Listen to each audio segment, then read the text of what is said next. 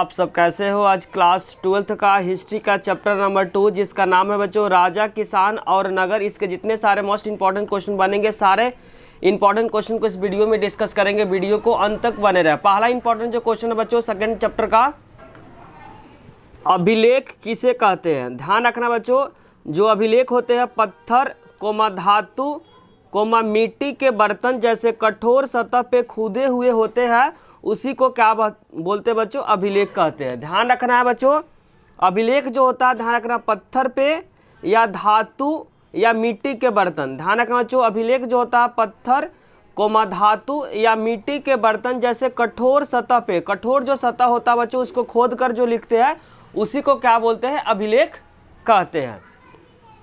दूसरा क्वेश्चन बच्चों most important question है, क्वेश्चन पेपर में बार बार रिपीट होता है। क्वेश्चन है जेम्स प्रिंसेप कौन थे। ध्यान रखना बच्चों, जेम्स प्रिंसेप कौन थे, तो ध्यान रखना James Prinsep east India company के क्या थे, एक अधिकारी थे। ध्यान रखना बच्चों, पूछेगा कि जेम्स प्रिंसेप कौन थे, तो आपको ध्यान रखना जेम्स प्रिंसेप जो थे वह ईस्ट इंडिया कंपनी के अधिकारी थे जिन्होंने ब्राह्मी और खरोष्टी लिपि का अर्थ निकाले थे। पूछेगा कि ब्राह्मी और खरोष्टी लिपि का अर्थ कब निकाले थे, तो 1830 के दशक अगर ऑप्शन रहेगा तो इसको टिक करना, अगर 1830 के दशक नहीं रहेगा तो एक्यूरेट डेट अगर पूछेगा बच्चों तो ध्यान रखना 1838 ईस्वी में जेम्स प्रिंसेप ने 1838 ईस्वी में ब्राह्मी और खरोष्टी लिपि का अर्थ निकाले थे। इंपॉर्टेंट क्वेश्चन बच्चों, संगम ग्रंथ से क्या अभिप्राय है, तो ध्यान रखना बच्चों जो संगम ग्रंथ है वह तमिल, अंडरलाइन करें बच्चों, तमिल भाषा में लिखे गए प्राचीन साहित्य है। ध्यान रखना बच्चों संगम ग्रंथ अगर पूछेगा क्या है तो आपको ध्यान रखना बच्चों कौन से भाषा में, तमिल भाषा में लिखे गए प्राचीन साहित्य ही क्या है बच्चों, संगम। क्वेश्चन बच्चों ये भी क्वेश्चन पेपर के पॉइंट अभी से बहुत इंपॉर्टेंट क्वेश्चन है। क्वेश्चन है अशोक के अभिलेख मुख्यतः किन लिपियों में मिलते थे। जो अशोक के जो अभिलेख होते थे बच्चों मुख्यतः किन लिपियों में मिलते थे, तो इसका आंसर हो जाएगा बच्चों ब्राह्मी और खरोष्टी लिपि। ध्यान रखना बच्चों अशोक के जो ज़्यादातर जो अभिलेख है किन लिपियों में मिलते हैं, तो इसका आंसर हो जाएगा बच्चों ब्राह्मी और खरोष्टी लिपि। नेक्स्ट इंपॉर्टेंट क्वेश्चन बच्चों, आहत सिक्के से आप क्या समझते हैं। ध्यान रखना बच्चों आहत सिक्के से आप क्या समझते हैं, इसका आंसर हो जाएगा बच्चों धातु के टुकड़े को पीट पीट कर। ध्यान रखना बच्चों आहत सिक्के क्या होते हैं, धातु के टुकड़े को पीट पीट कर चपटा बनाया जाता है, इस प्रकार के सिक्कों के ही बोलते हैं बच्चों आहत सिक्के। ध्यान रखना पूछेगा आहत सिक्के किसे कहते हैं, तो ध्यान आपको रखना धातु के टुकड़े को पीट पीट कर चपटा बनाया जाता है, इस प्रकार के सिक्कों के ही क्या बोलते हैं बच्चों, आहत सिक्का कहते हैं। नेक्स्ट जो इंपॉर्टेंट क्वेश्चन बच्चों, अशोक के अभिलेख की भाषा क्या है। ध्यान रखना बच्चों जो अशोक के जो अभिलेख है उसमें भाषा क्या है, तो ध्यान रखना अशोक के अभिलेख में भाषा जो है प्राकृत भाषा, अंडरलाइन करो बच्चों कौन कौन सी भाषा है, प्राकृत भाषा है, ग्रीक है तथा अरमाइक इत्यादि भाषा अशोक के अभिलेख में मिलते हैं। कौन कौन से भाषा मिलते हैं, तो ध्यान रखना बच्चों प्राकृत भाषा, ग्रीक भाषा और अरमाइक भाषा। आगे लिखा हुआ बच्चों ज्यादातर जो अभिलेख है उसमें कौन सी भाषा मिलती है, तो प्राकृत भाषा मिलती है। आगे लिखा बच्चों लेकिन यहाँ लिखा हुआ लेकिन अधिकतर जो ग्रंथ है वो प्राकृत भाषा में मिलते हैं। ज्यादातर जो बच्चों अभिलेख है किसका, अशोक का, उसमें जो भाषा मिलता है तो ध्यान रखना प्राकृत भाषा मिलता है। यहाँ लिखा हुआ अधिकतर जो ग्रंथ है उस ग्रंथ में यह बात लिखा हुआ ज्यादातर जो अभिलेख है कौन सी भाषा में मिला हुआ, तो आपको ध्यान रखना बच्चों प्राकृत भाषा में मिला हुआ है। नेक्स्ट इंपॉर्टेंट क्वेश्चन बच्चों श्रेणी क्या है, तो अगर एक नंबर में क्वेश्चन आता है श्रेणी क्या है, तो ध्यान रखना बच्चों व्यापारियों को समूह को श्रेणी कहा जाता है। अगर एक नंबर एमसीक्यू में क्वेश्चन आता है बच्चों तो ध्यान रखना कि श्रेणी क्या है, तो उसमें आंसर हो जाएगा बच्चों व्यापारियों को समूह को क्या कहा जाता है, श्रेणी कहा जाता है। लिखा है श्रेणी व्यापारियों और उत्पादकों का एक समूह है, यह क्या करता है बच्चों, कच्चे माल को खरीद कर उनसे वस्तु बनाकर बेचता है, जिन्हें क्या कहते हैं, श्रेणी कहते हैं। तो श्रेणी में ध्यान रखना बच्चों श्रेणी व्यापारी और उत्पादकों का क्या एक समूह है जो कच्चे माल को खरीद कर उनसे वस्तु बनाकर बेचता है, इन्हीं को क्या बोलते हैं बच्चों, श्रेणी कहते हैं। अगर बच्चों समझने में आपको किसी भी प्रकार का डाउट हो रहा है तो कमेंट बॉक्स में उसे जरूर लिखें कि जो शीर्ष को आज क्यों महत्वपूर्ण माना जाता है, तो इसका आंसर हो जाएगा बच्चों यह आज हमारा राष्ट्रीय क्या है, प्रतीक है। ध्यान रखना बच्चों अशोक के जो शीर्ष को आज हम लोग क्यों महत्वपूर्ण मानते हैं, क्योंकि यह हमारे आज क्या है, राष्ट्रीय प्रतीक है। तो अग्रहार का क्या अर्थ है, ध्यान रखना बच्चों अग्रहार का अगर अर्थ पूछता है तो इसका आंसर हो जाएगा ब्राह्मण को दान में दी जाने वाले भूमि को ही क्या कहा जाता है बच्चों, अग्रहार कहा जाता है। पहले के समय में बच्चों ब्राह्मण को क्या किया जाता है, दान में भूमि दे दिया जाता था, जिन्हें हम क्या कहते हैं बच्चों, अग्रहार कहते हैं। वहीं लिखा है ब्राह्मण को दान में दी जाने वाले भूमि को ही क्या कहते हैं बच्चों, अग्रहार कहते हैं। नेक्स्ट इंपॉर्टेंट क्वेश्चन बच्चों, वैदिक सभ्यता क्या है? तो ध्यान रखना बच्चों, हड़प्पा सभ्यता का काल जो था वो 2600 ईसा पूर्व से 1900 ईसा पूर्व को काल को क्या कहा जाता है बच्चों, हड़प्पा सभ्यता का काल कहते हैं। एमसीक्यू के फॉर्म में आएगा हड़प्पा सभ्यता का जो काल है, तो आपको ध्यान रखना बच्चों 2600 ईसा पूर्व से 1900 ईसा पूर्व के काल को क्या कहा जाता है बच्चों, हड़प्पा सभ्यता कहा जाता है। और यह एक ध्यान रखना बच्चों, जो हड़प्पा जो सभ्यता था यह क्या था, तो आपको ध्यान रखना बच्चों शहरी सभ्यता था। क्या था?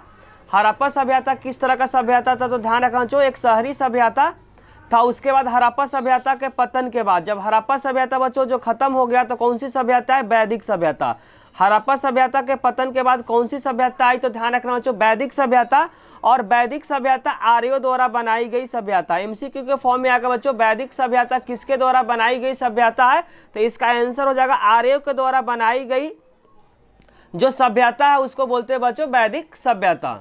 तो वही लिखा बच्चों वैदिक सभ्यता किसके द्वारा बनाई गई सभ्यता है, तो इसका आंसर हो जाएगा आर्यों के द्वारा बनाई गई जो सभ्यता बच्चों वैदिक सभ्यता। वैदिक सभ्यता का काल अगर पूछता तो आपको ध्यान रखना 1500 बीसी से लेकर 600 बीसी तक है। ध्यान रखना बच्चों, अगर पूछेगा वैदिक सभ्यता का अगर काल पूछता है तो आपको ध्यान रखना बच्चों 1500 बीसी से लेकर कब तक है, 600 बीसी तक है। और ध्यान रखना वैदिक सभ्यता है ग्रामीण सभ्यता। एमसीक्यू के फॉर्म में आएगा बच्चों वैदिक सभ्यता किस तरह की सभ्यता है, तो आपको ध्यान रखना ग्रामीण सभ्यता है। जबकि हड़प्पा सभ्यता किस तरह का सभ्यता है, तो बच्चों आपको ध्यान रखना कि एक शहरी सभ्यता। लेकिन वैदिक सभ्यता अगर पूछता है किस तरह का सभ्यता है, तो अंडरलाइन करें बच्चों ग्रामीण सभ्यता। इसका अगर पूछेगा काल, वैदिक सभ्यता काल 1500 बीसी से लेकर क्या 600 बीसी तक को काल को कहा जाता है बच्चों वैदिक सभ्यता। वैदिक सभ्यता में भी दो तरह का है, एक ऋग वैदिक काल है। तो ऋग वैदिक काल का अगर पूछेगा तो ध्यान रखना 1500 से लेकर 1000 ईसा पूर्व को काल को कहा गया बच्चों ऋग वैदिक काल। उत्तर वैदिक काल पूछेगा तो 1000 बीसी से लेकर 600 बीसी को काल को बोला गया बच्चों उत्तर वैदिक काल। ध्यान रखना बच्चों, अगर बोलता है वैदिक सभ्यता तो 1500 से 600 बीसी को काल को बोलते वैदिक सभ्यता। वैदिक सभ्यता में बच्चों दो तरह का आपको ध्यान रखना, ऋग वैदिक काल और उत्तर वैदिक काल। ऋग वैदिक काल में 1500 से 1000 बीसी है, जबकि उत्तर वैदिक काल में 1000 बीसी से लेकर 600 बीसी तक है। और ध्यान रखना लौह युग 600 बीसी से 600 ईसा पूर्व, जिसे महाजनपद के बारे में पता चलता है। इसको बच्चों टेबल के फॉर्म में समझा देते हैं किस तरीके से आपको याद रखना है। बच्चों आपको ध्यान रखना हड़प्पा का अगर पूछता है काल, हड़प्पा का काल अगर पूछता तो आपको ध्यान रखना बच्चों 2600 बीसी से 1900 बीसी है। उसके बाद इसका पतन हो गया। क्या हो गया बच्चों, इसका पतन होने के बाद क्या आ गया, वैदिक काल आ गया। क्या आ गया बच्चों, वैदिक काल। वैदिक काल, वैदिक काल का आपको काल याद करना बच्चों कितना है, 1500 से ध्यान रखना 1500 बीसी से लेकर क्या बच्चों 600 बीसी है। 1500 बीसी से 600 बीसी है। इसमें भी ध्यान रखना बच्चों वैदिक काल में दो तरह का काल है। एक है बच्चों ध्यान रखना है ऋग वैदिक काल। क्या है, ऋग वैदिक काल, ऋग वैदिक काल। एक है बच्चों उत्तर वैदिक काल, उत्तर वैदिक काल। तो ध्यान रखना ऋग वैदिक काल का काल आपको ध्यान रखना 1500 बीसी से बच्चों 1000 बीसी है। क्या 1000 बीसी है। जबकि उत्तर वैदिक काल का आपको ध्यान रखना है 1000 बीसी से लेकर ध्यान रखना बच्चों 1000 बीसी से 600 बीसी। और ध्यान रखना बच्चों 16 महाजनपद हम लोग आगे पढ़ेंगे, तो उसका बच्चों 600 बीसी से 600 ईस्वी। इसमें पता चलता बच्चों किसके बारे में, 16 महाजनपद के बारे में। किसके बारे में बच्चों, 16 महाजनपद। इसमें पूछेगा सबसे शक्तिशाली महाजनपद के बारे में अगर बोलेगा तो ध्यान रखना मगध है। सबसे जो शक्तिशाली जो महाजनपद है मगध है, जो वर्तमान समय में बच्चों बिहार में। इस टेबल को आपको अच्छे से याद करना है क्योंकि यहाँ से बच्चों एमसीक्यू क्वेश्चन फ्रेम होंगे। अगर बच्चों समझने में आपको किसी भी प्रकार का डाउट हो रहा है तो कमेंट बॉक्स में उसे जरूर लिखें। इस क्वेश्चन को बच्चों टेबल के फॉर्म में समझाने की कोशिश की है। अगर बच्चों समझने में किसी प्रकार का डाउट हुआ तो कमेंट बॉक्स में जरूर लिखें। अगर बच्चों वीडियो अच्छी लग रही तो लाइक कमेंट और सब्सक्राइब करना चैनल को ना भूलें। अब हम लोग स्टार्ट करें बच्चों क्वेश्चन नंबर 11 को डिस्कस करेंगे। नेक्स्ट इंपॉर्टेंट क्वेश्चन बच्चों नंद वंश। नंद वंश का संस्थापक ध्यान रखना बच्चों महापद्म नंद। नंद वंश का अगर संस्थापक आता है कि नंद वंश का जो संस्थापक है उनका क्या नाम है, तो आपको ध्यान रखना महापद्म नंद। फिर नंद वंश का अगर बच्चों अंतिम शासक बोलता है कि अंतिम शासक कौन थे, तो उसका आंसर हो जाएगा बच्चों धानानंद। ध्यान रखना नंद वंश का संस्थापक का नाम सिर्फ आपको याद करना है और नंद वंश का अंतिम शासक का नाम आपको याद करना है। नंद वंश का अंतिम शासक का नाम है धानानंद और जो शुरुआती शासक है जिस संस्थापक है बच्चों महापद्म नंद। तो नंद वंश का आपको स्टार्टिंग और लास्ट का शासक का नाम याद करना है कि स्टार्टिंग शासक का जो नाम है उनका नाम है महापद्म नंद और अंतिम जो शासक है उनका नाम है धानानंद। नंद वंश का अगर पूछता बच्चों शासनकाल कितने से कितने तक था, तो ध्यान रखना 344 से लेकर 321 बीसी तक। ध्यान रखना बच्चों बीसी में जो डेट चलता उल्टा चलता मतलब घटता है। तो नंद वंश में 3 तरह का क्वेश्चन आपको याद करना, नंद वंश का स्टार्टिंग का शासक, अंतिम शासक और काल।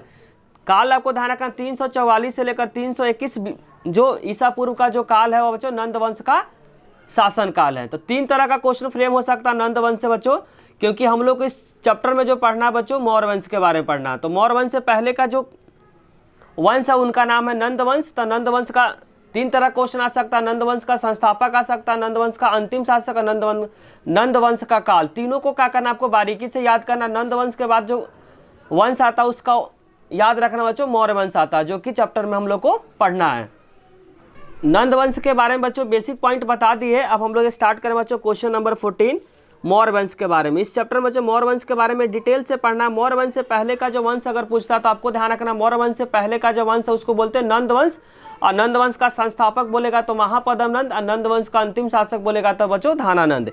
नेक्स्ट क्वेश्चन बच्चों मौर्य वंश के संस्थापक कौन थे, तो ध्यान रखना बच्चों नंद वंश। ध्यान रखना नंद वंश के जो अंतिम शासक जिनका नाम है बच्चों धानानंद। ध्यान रखना नंद वंश का जो अंतिम शासक है धानानंद को चंद्रगुप्त मौर्य के द्वारा हराकर मौर्य वंश की स्थापना की। तो ध्यान रखना मौर्य वंश के अगर संस्थापक पूछता है तो उनका नाम हो जाएगा बच्चों चंद्रगुप्त मौर्य। चंद्रगुप्त मौर्य ने किनको हराकर मौर्य वंश की स्थापना की, तो ध्यान रखना चंद्रगुप्त मौर्य ने धानानंद को हराकर मौर्य वंश की स्थापना की। धानानंद कौन थे, तो ध्यान रखना बच्चों धानानंद जो थे नंद वंश के अंतिम शासक थे जिन्होंने चंद्रगुप्त मौर्य ने धानानंद को हराकर मौर्य वंश की स्थापना की।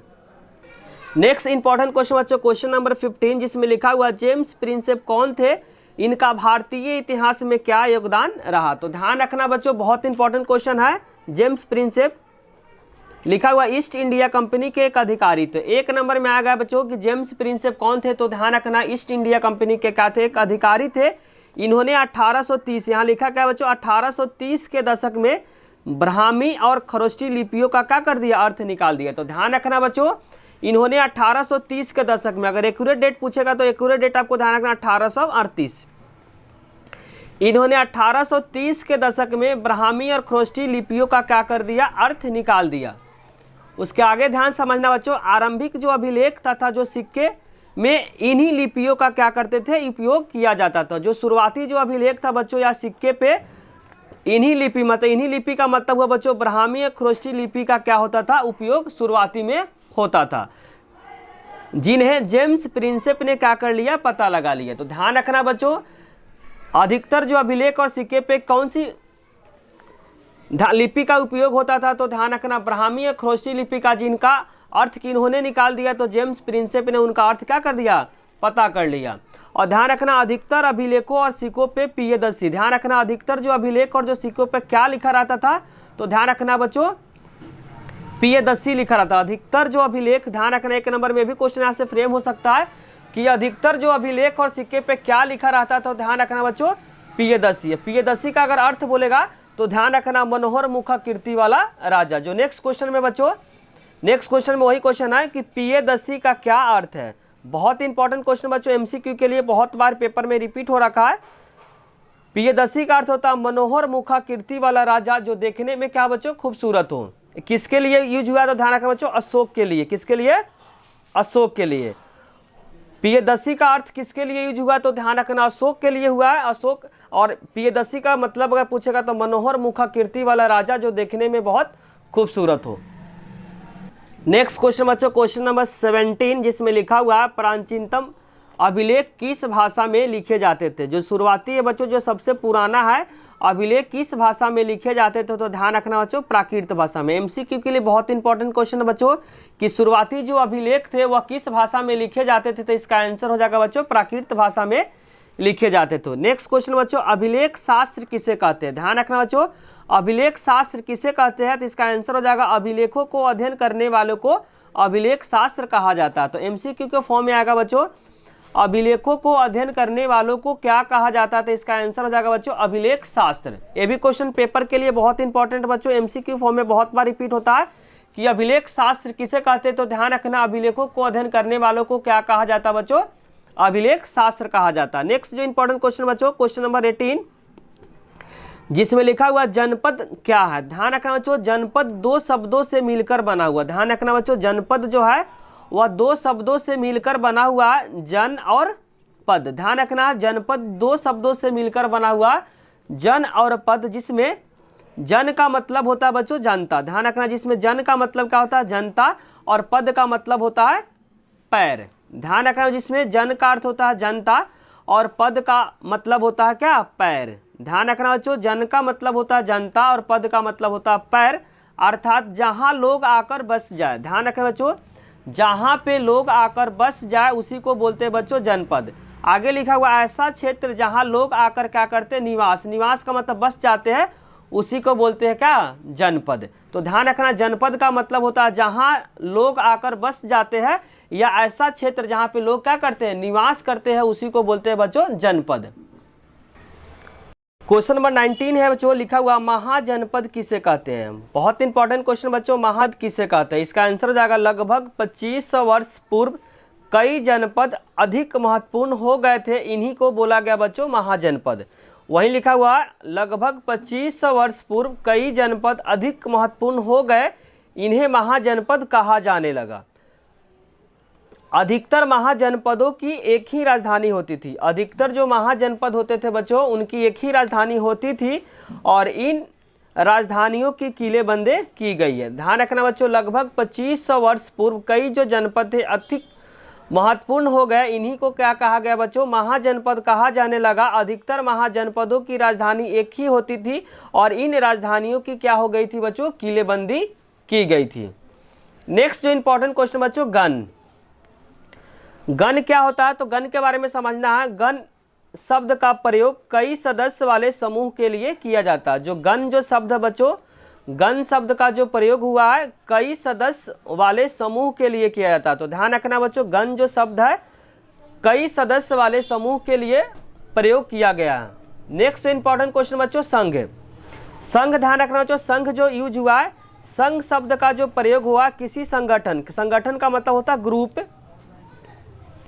या सभा के लिए यूज किया गया। ध्यान रखना बच्चों, गण का जो यूज हुआ उस समूह के लिए किया गया, जबकि जो संघ का जो यूज हुआ, जो प्रयोग हुआ, संगठन या सभा के लिए प्रयोग किया गया है। नेक्स्ट इंपॉर्टेंट क्वेश्चन बच्चों, क्वेश्चन नंबर 24, जिसमें लिखा हुआ 16 महाजनपदों का उल्लेख किस धार्मिक ग्रंथों से मिलता है? तो ध्यान रखना, 16 महाजनपद का बच्चों जो उल्लेख मिलता है वह बौद्ध और जैन धर्म से मिलता है। 16 महाजनपद के बारे में कहाँ से पता चलता है? तो ध्यान रखना बच्चों, बौद्ध और जैन धर्म से 16 महाजनपद के बारे में क्या पता चलता है। नेक्स्ट इंपॉर्टेंट, बहुत इंपॉर्टेंट क्वेश्चन बच्चों, क्वेश्चन नंबर 25 पेपर में बहुत बार आ रखा है, इसीलिए इस क्वेश्चन को क्या करें आप इंपॉर्टेंट मार्क करें और बारीकी से क्वेश्चन को समझें।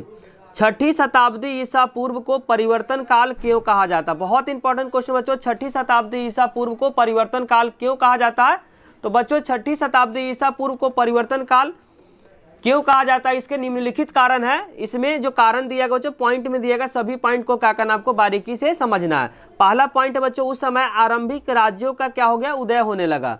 जो आरंभिक जो राज्य थे उस समय क्या होने लगा था बच्चों? उदय होने लगा, और उसके साथ साथ नगरों का भी क्या हो गया? उदय होने लगा। उसी समय बच्चों लोहे का बढ़ता प्रयोग, उस समय लोहे का खोज हो रखा था और लोहे का इस्तेमाल बहुत ज़्यादा होने लगा था, और सिक्कों का विकास होना स्टार्ट कर दिया। 6ठी शताब्दी में ही क्या हो गया बच्चों? सिक्कों का विकास होना स्टार्ट कर दिया, लोहे का बढ़ता प्रयोग, और बौद्ध और जैन दार्शनिक विचारधाराओं का भी विकास होने लगा। बौद्ध जो धर्म है बच्चों, बौद्ध और जैन जो धर्म है उसके दार्शनिक विचारधारा का भी क्या होने लगा? विकास होने लगा।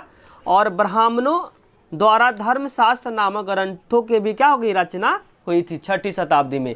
इन्हीं कारणों से बच्चों हम बोलते हैं कि 6ठी शताब्दी को परिवर्तन काल कहा जाता है कि 6ठी शताब्दी में बहुत सारे परिवर्तन हुए, जिनके कारण से 6ठी शताब्दी को बोला गया बच्चों परिवर्तन काल कहा जाता है। बच्चों क्वेश्चन नंबर 26 जिसमें लिखा हुआ 16 महाजनपदों में सबसे शक्तिशाली महाजनपद कौन है और कैसे है। तो ध्यान रखना बच्चों, सबसे जो शक्तिशाली महाजनपद उनका नाम क्या है बच्चों, मगध है। अंडरलाइन करें बच्चों, सबसे शक्तिशाली 16 महाजनपद में सबसे शक्तिशाली कौन है, मगध है, जो वर्तमान समय में बच्चों बिहार में स्थित है। जो वर्तमान समय में कहाँ में स्थित है बच्चों, तो ध्यान रखना वर्तमान समय जो मगध कहाँ स्थित है, बिहार में स्थित है। अंडरलाइन करें बच्चों, वर्तमान समय में मगध कहाँ स्थित है बच्चों, तो ध्यान रखना बिहार में। मगध शक्तिशाली होने के निम्नलिखित कारण है। जो मगध बच्चों जो शक्तिशाली है उसके पीछे बहुत सारे कारण है, सभी कारण को बारी बारी से क्या करेंगे पढ़ेंगे। पहला पॉइंट है बच्चों शक्तिशाली होने का, वहाँ का जो जमीन था उपजाऊ भूमि था जिससे अच्छी फसल होती थी। वहाँ की जो मगध की जो जमीन थी बच्चों उपजाऊ भूमि थी, जिसके कारण से वहाँ पे अच्छी फसल होती थी। नेक्स्ट जो पॉइंट बच्चों, लोहे की खदान उपलब्ध थी, क्योंकि बच्चों जो झारखंड था वर्तमान समय में बच्चों बिहार का ही पार्ट था। 2000 ईस्वी में बच्चों झारखंड बिहार से अलग हुआ, तो वही बोलना चाह रहा लोहे के खदान उपलब्ध थी, क्योंकि उस समय बच्चों जो झारखंड था वह बिहार का ही पार्ट था, क्योंकि जो झारखंड 2000 ईस्वी में बच्चों बिहार से अलग हुआ, इसीलिए यहाँ पॉइंट लिखना चाह रहा लोहे का खदान उस समय वहाँ पे उपलब्ध थी।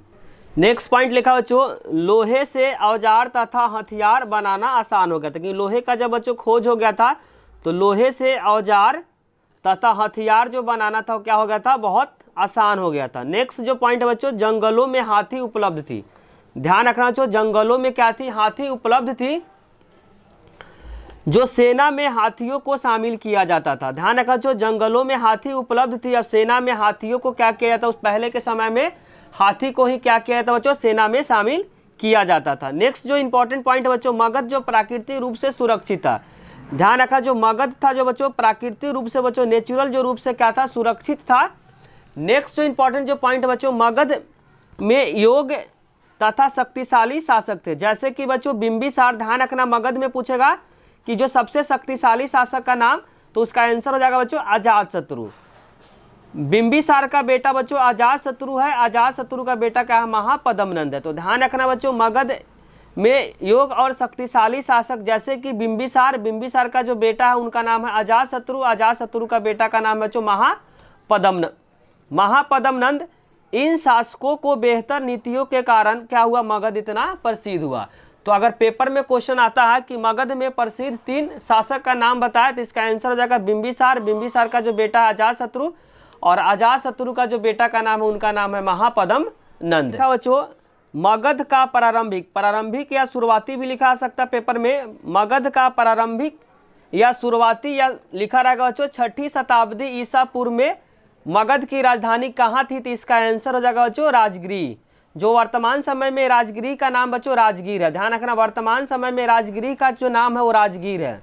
जो वर्तमान समय में कहाँ पे स्थित है बच्चों, तो ध्यान रखना बिहार में स्थित है।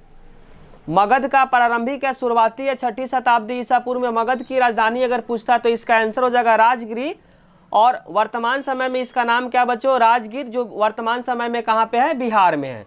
नेक्स्ट इससे रिलेटेड क्वेश्चन आ सकता है बच्चों 4ठी शताब्दी ईसा पूर्व। ध्यान रखना बच्चों, 4ठी शताब्दी ईसा पूर्व में मगध की राजधानी कहाँ थी, तो इसका आंसर हो जाएगा बच्चों पाटलिपुत्र। इसकी राजधानी क्या हो जाएगी, 4ठी शताब्दी ईसा पूर्व में अगर पूछता है कि मगध की राजधानी कहाँ थी, तो इसका आंसर हो जाएगा पाटलिपुत्र, जो अभी किसके नाम से बच्चों, पटना के नाम से है, जो बिहार का क्या है, कैपिटल है।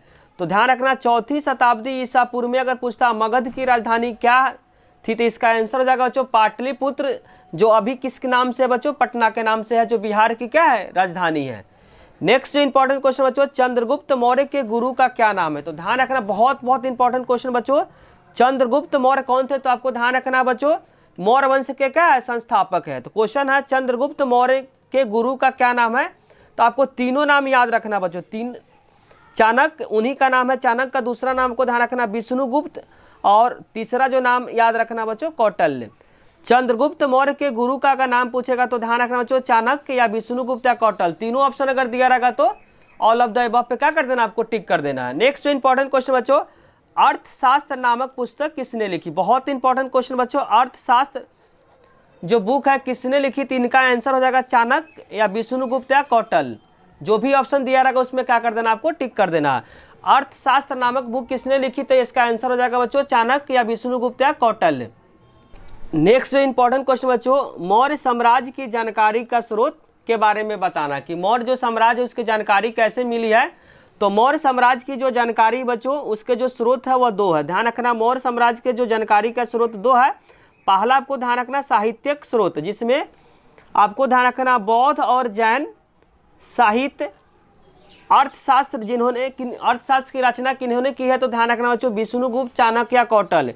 इंडिका, पुराण, मुद्रा राक्षस और ब्राह्मण ग्रंथ के द्वारा क्या मिला बच्चों? मौर्य साम्राज्य की जानकारी मिला है। तो ध्यान रखना साहित्यिक में आपको क्या क्या लिखना है? बौद्ध और जैन धर्म। अर्थशास्त्र नामक बुक किसने लिखा? तो आपको ध्यान रखना बच्चों कौटिल्य या विष्णुगुप्त या चाणक्य। इंडिका नामक बुक किसने लिखी है? तो इसका आंसर हो जाएगा बच्चों आपको ध्यान रखना है मैगस्थनीज। पुराण और मुद्रा राक्षस अगर पूछता है तो आपको ध्यान रखना विशाख दत्त लिखा हुआ। ये भी बुक है बच्चों, 3 बुक यहाँ पे लिखा हुआ। पहला बुक अर्थशास्त्र जिनकी रचना किन्होंने की है? तो आपको ध्यान रखना बच्चों चाणक्य। इंडिका नामक बुक किसने लिखी है? तो इसका आंसर हो जाएगा मैगस्थनीज। और तीसरा जो बुक है बच्चों मुद्रा राक्षस, जिसका रचना किन्होंने की है? तो विशाख दत्त। इन्हीं सब चीजों से किसका बारे में पता चलता है? मौर्य साम्राज्य के बारे में पता चलता है। दूसरा आपको ध्यान रखना बच्चों पुरातात्विक स्रोत, जिसमें प्राचीन भवन हो गए, इमारतें हो गए, गुफाएं हो गए, मृदभांड हो गए, अभिलेख तथा अशोक के अभिलेख या मूर्तिकला से क्या बारे में पता चलता है बच्चों? वह पता चलता है मौर्य साम्राज्य के बारे में। तो मौर्य साम्राज्य के बारे में बच्चों आपको ध्यान रखना 2 तरीके से है। पहला साहित्यिक स्रोत है, दूसरा पुरातात्विक स्रोत। साहित्यिक स्रोत में आता है बौद्ध और जैन साहित्य आता है। 3 बुक है बच्चों, अर्थशास्त्र, इंडिका, मुद्रा राक्षस, ब्राह्मण ग्रंथ। इन सब चीज़ों से मौर्य साम्राज्य के बारे में जानकारी मिलता है। दूसरा आपको ध्यान रखना पुरातात्विक स्रोत में प्राचीन भवन, इमारतें, गुफाएं, मृदभांड, अभिलेख से किसके बारे में पता चलता है बच्चों? मौर्य साम्राज्य के बारे में पता चलता है। नेक्स्ट इंपॉर्टेंट क्वेश्चन बच्चों, क्वेश्चन नंबर 35 जो पेपर के पॉइंट ऑफ व्यू से बहुत इंपॉर्टेंट है। इंडिका नामक पुस्तक किसने लिखी है? तो ध्यान रखना बच्चों मैगस्थनीज। इंडिका नामक पुस्तक किसने लिखी है? तो ध्यान रखना बच्चों वह लिखी है मैगस्थनीज। मैगस्थनीज कौन था? ध्यान रखना यूनानी राजदूत था। क्या था बच्चों? मैगस्थनीज कौन था? तो आपको ध्यान रखना यूनानी राजदूत था जो चंद्रगुप्त मौर्य के दरबार में रहते थे। ध्यान रखना बच्चों इंडिका नामक पुस्तक किसने लिखी है? तो इसका आंसर हो जाएगा मैगस्थनीज। मैगस्थनीज कौन था? तो ध्यान रखना यूनानी राजदूत था जो चंद्रगुप्त मौर्य के दरबार में रहते थे। नेक्स्ट इंपॉर्टेंट क्वेश्चन बच्चों, मुद्रा राक्षस नामक पुस्तक किसने लिखी है? तो इसका आंसर हो जाएगा बच्चों विशाख दत्त। मुद्रा राक्षस नामक जो बुक है किसने लिखा है? तो इसका आंसर हो जाएगा बच्चों Vishakha Datta. Next important question बच्चों, मौर्य साम्राज्य के 5 प्रमुख राजनीतिक केंद्र कौन कौन से थे? तो ध्यान रखना बच्चों मौर्य साम्राज्य के जो 5 प्रमुख राजनीतिक केंद्र कौन थे? तो पहला इसमें है आंसर हो जाएगा राजधानी। एक तो राजधानी थी बच्चों और 4 क्या था? प्रांतीय केंद्र थी। 5 यहाँ लिखा हुआ 5 प्रमुख में से आपको ध्यान रखना एक तो राजधानी थी या 4 क्या थी बच्चों? प्रांतीय केंद्र थे। राजधानी कौन थी? तो ध्यान रखना पाटलिपुत्र, जो वर्तमान समय में पटना के नाम से प्रसिद्ध है और कहाँ पे स्थित है? तो ध्यान रखना बच्चों बिहार में।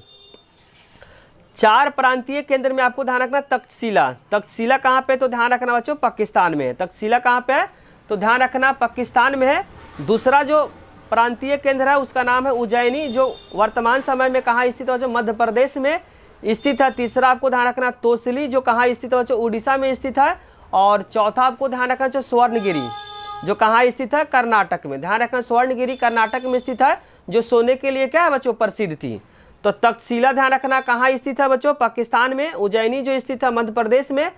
तोसली जो स्थित है उड़ीसा में। स्वर्णगिरी जो स्थित है बच्चों कर्नाटक में। और पाटलिपुत्र कहाँ स्थित है बच्चों? बिहार में। पेपर के पॉइंट ऑफ व्यू से बहुत इंपॉर्टेंट क्वेश्चन है, इसको इंपॉर्टेंट मार्क करें। क्वेश्चन है अशोक का धम्म क्या है? ध्यान रखना बच्चों अशोक ने जो कलिंग युद्ध के बाद जो धम्म को अपनाया था उसमें कौन कौन सी बातें लिखी गई उसके बारे में क्या करना है इस क्वेश्चन में बताना है।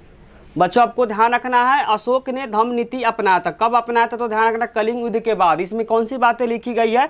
तो आपको ध्यान रखना, पॉइंट में लिखना है, बड़ों को क्या करना है? सम्मान करना। जो बड़े आदमी होंगे उसको क्या करना है? रिस्पेक्ट करना है।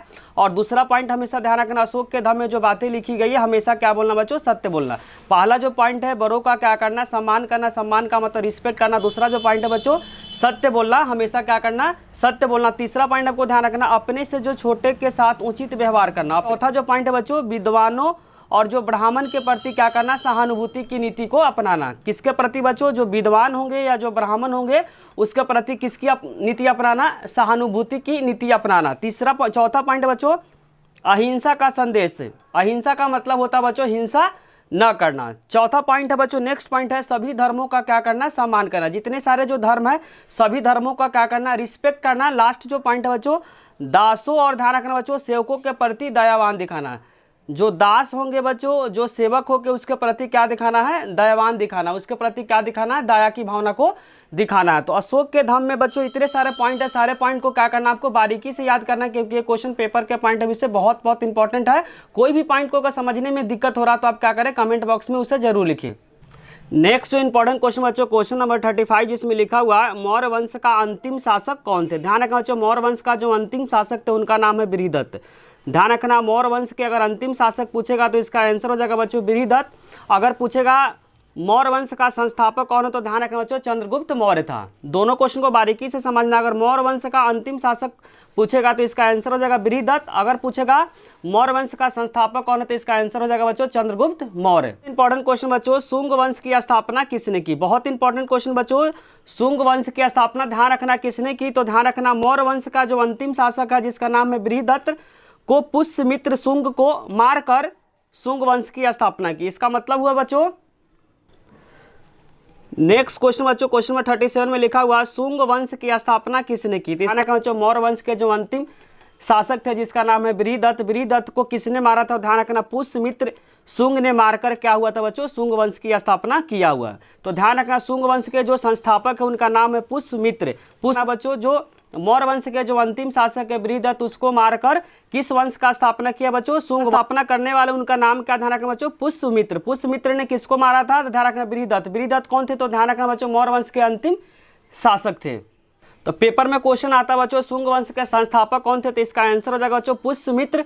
शुंग ने बृहदत्त को मारकर क्या हुआ? शुंग वंश की स्थापना किया। नेक्स्ट इंपॉर्टेंट क्वेश्चन बच्चों, सरदार के कार्य कौन कौन से? ध्यान रखना बच्चों, सरदार का जो उदय हुआ था दक्षिण भारत में हुआ था। सरदारियों का जो उदय हुआ था वह किधर हुआ था? तो ध्यान रखना बच्चों दक्षिण भारत में हुआ था। इसका काम क्या था? तो ध्यान रखना बच्चों अनुष्ठान। अनुष्ठान का मतलब होता है पूजा पाठ का संचालन करना, पूजा पाठ करवाना।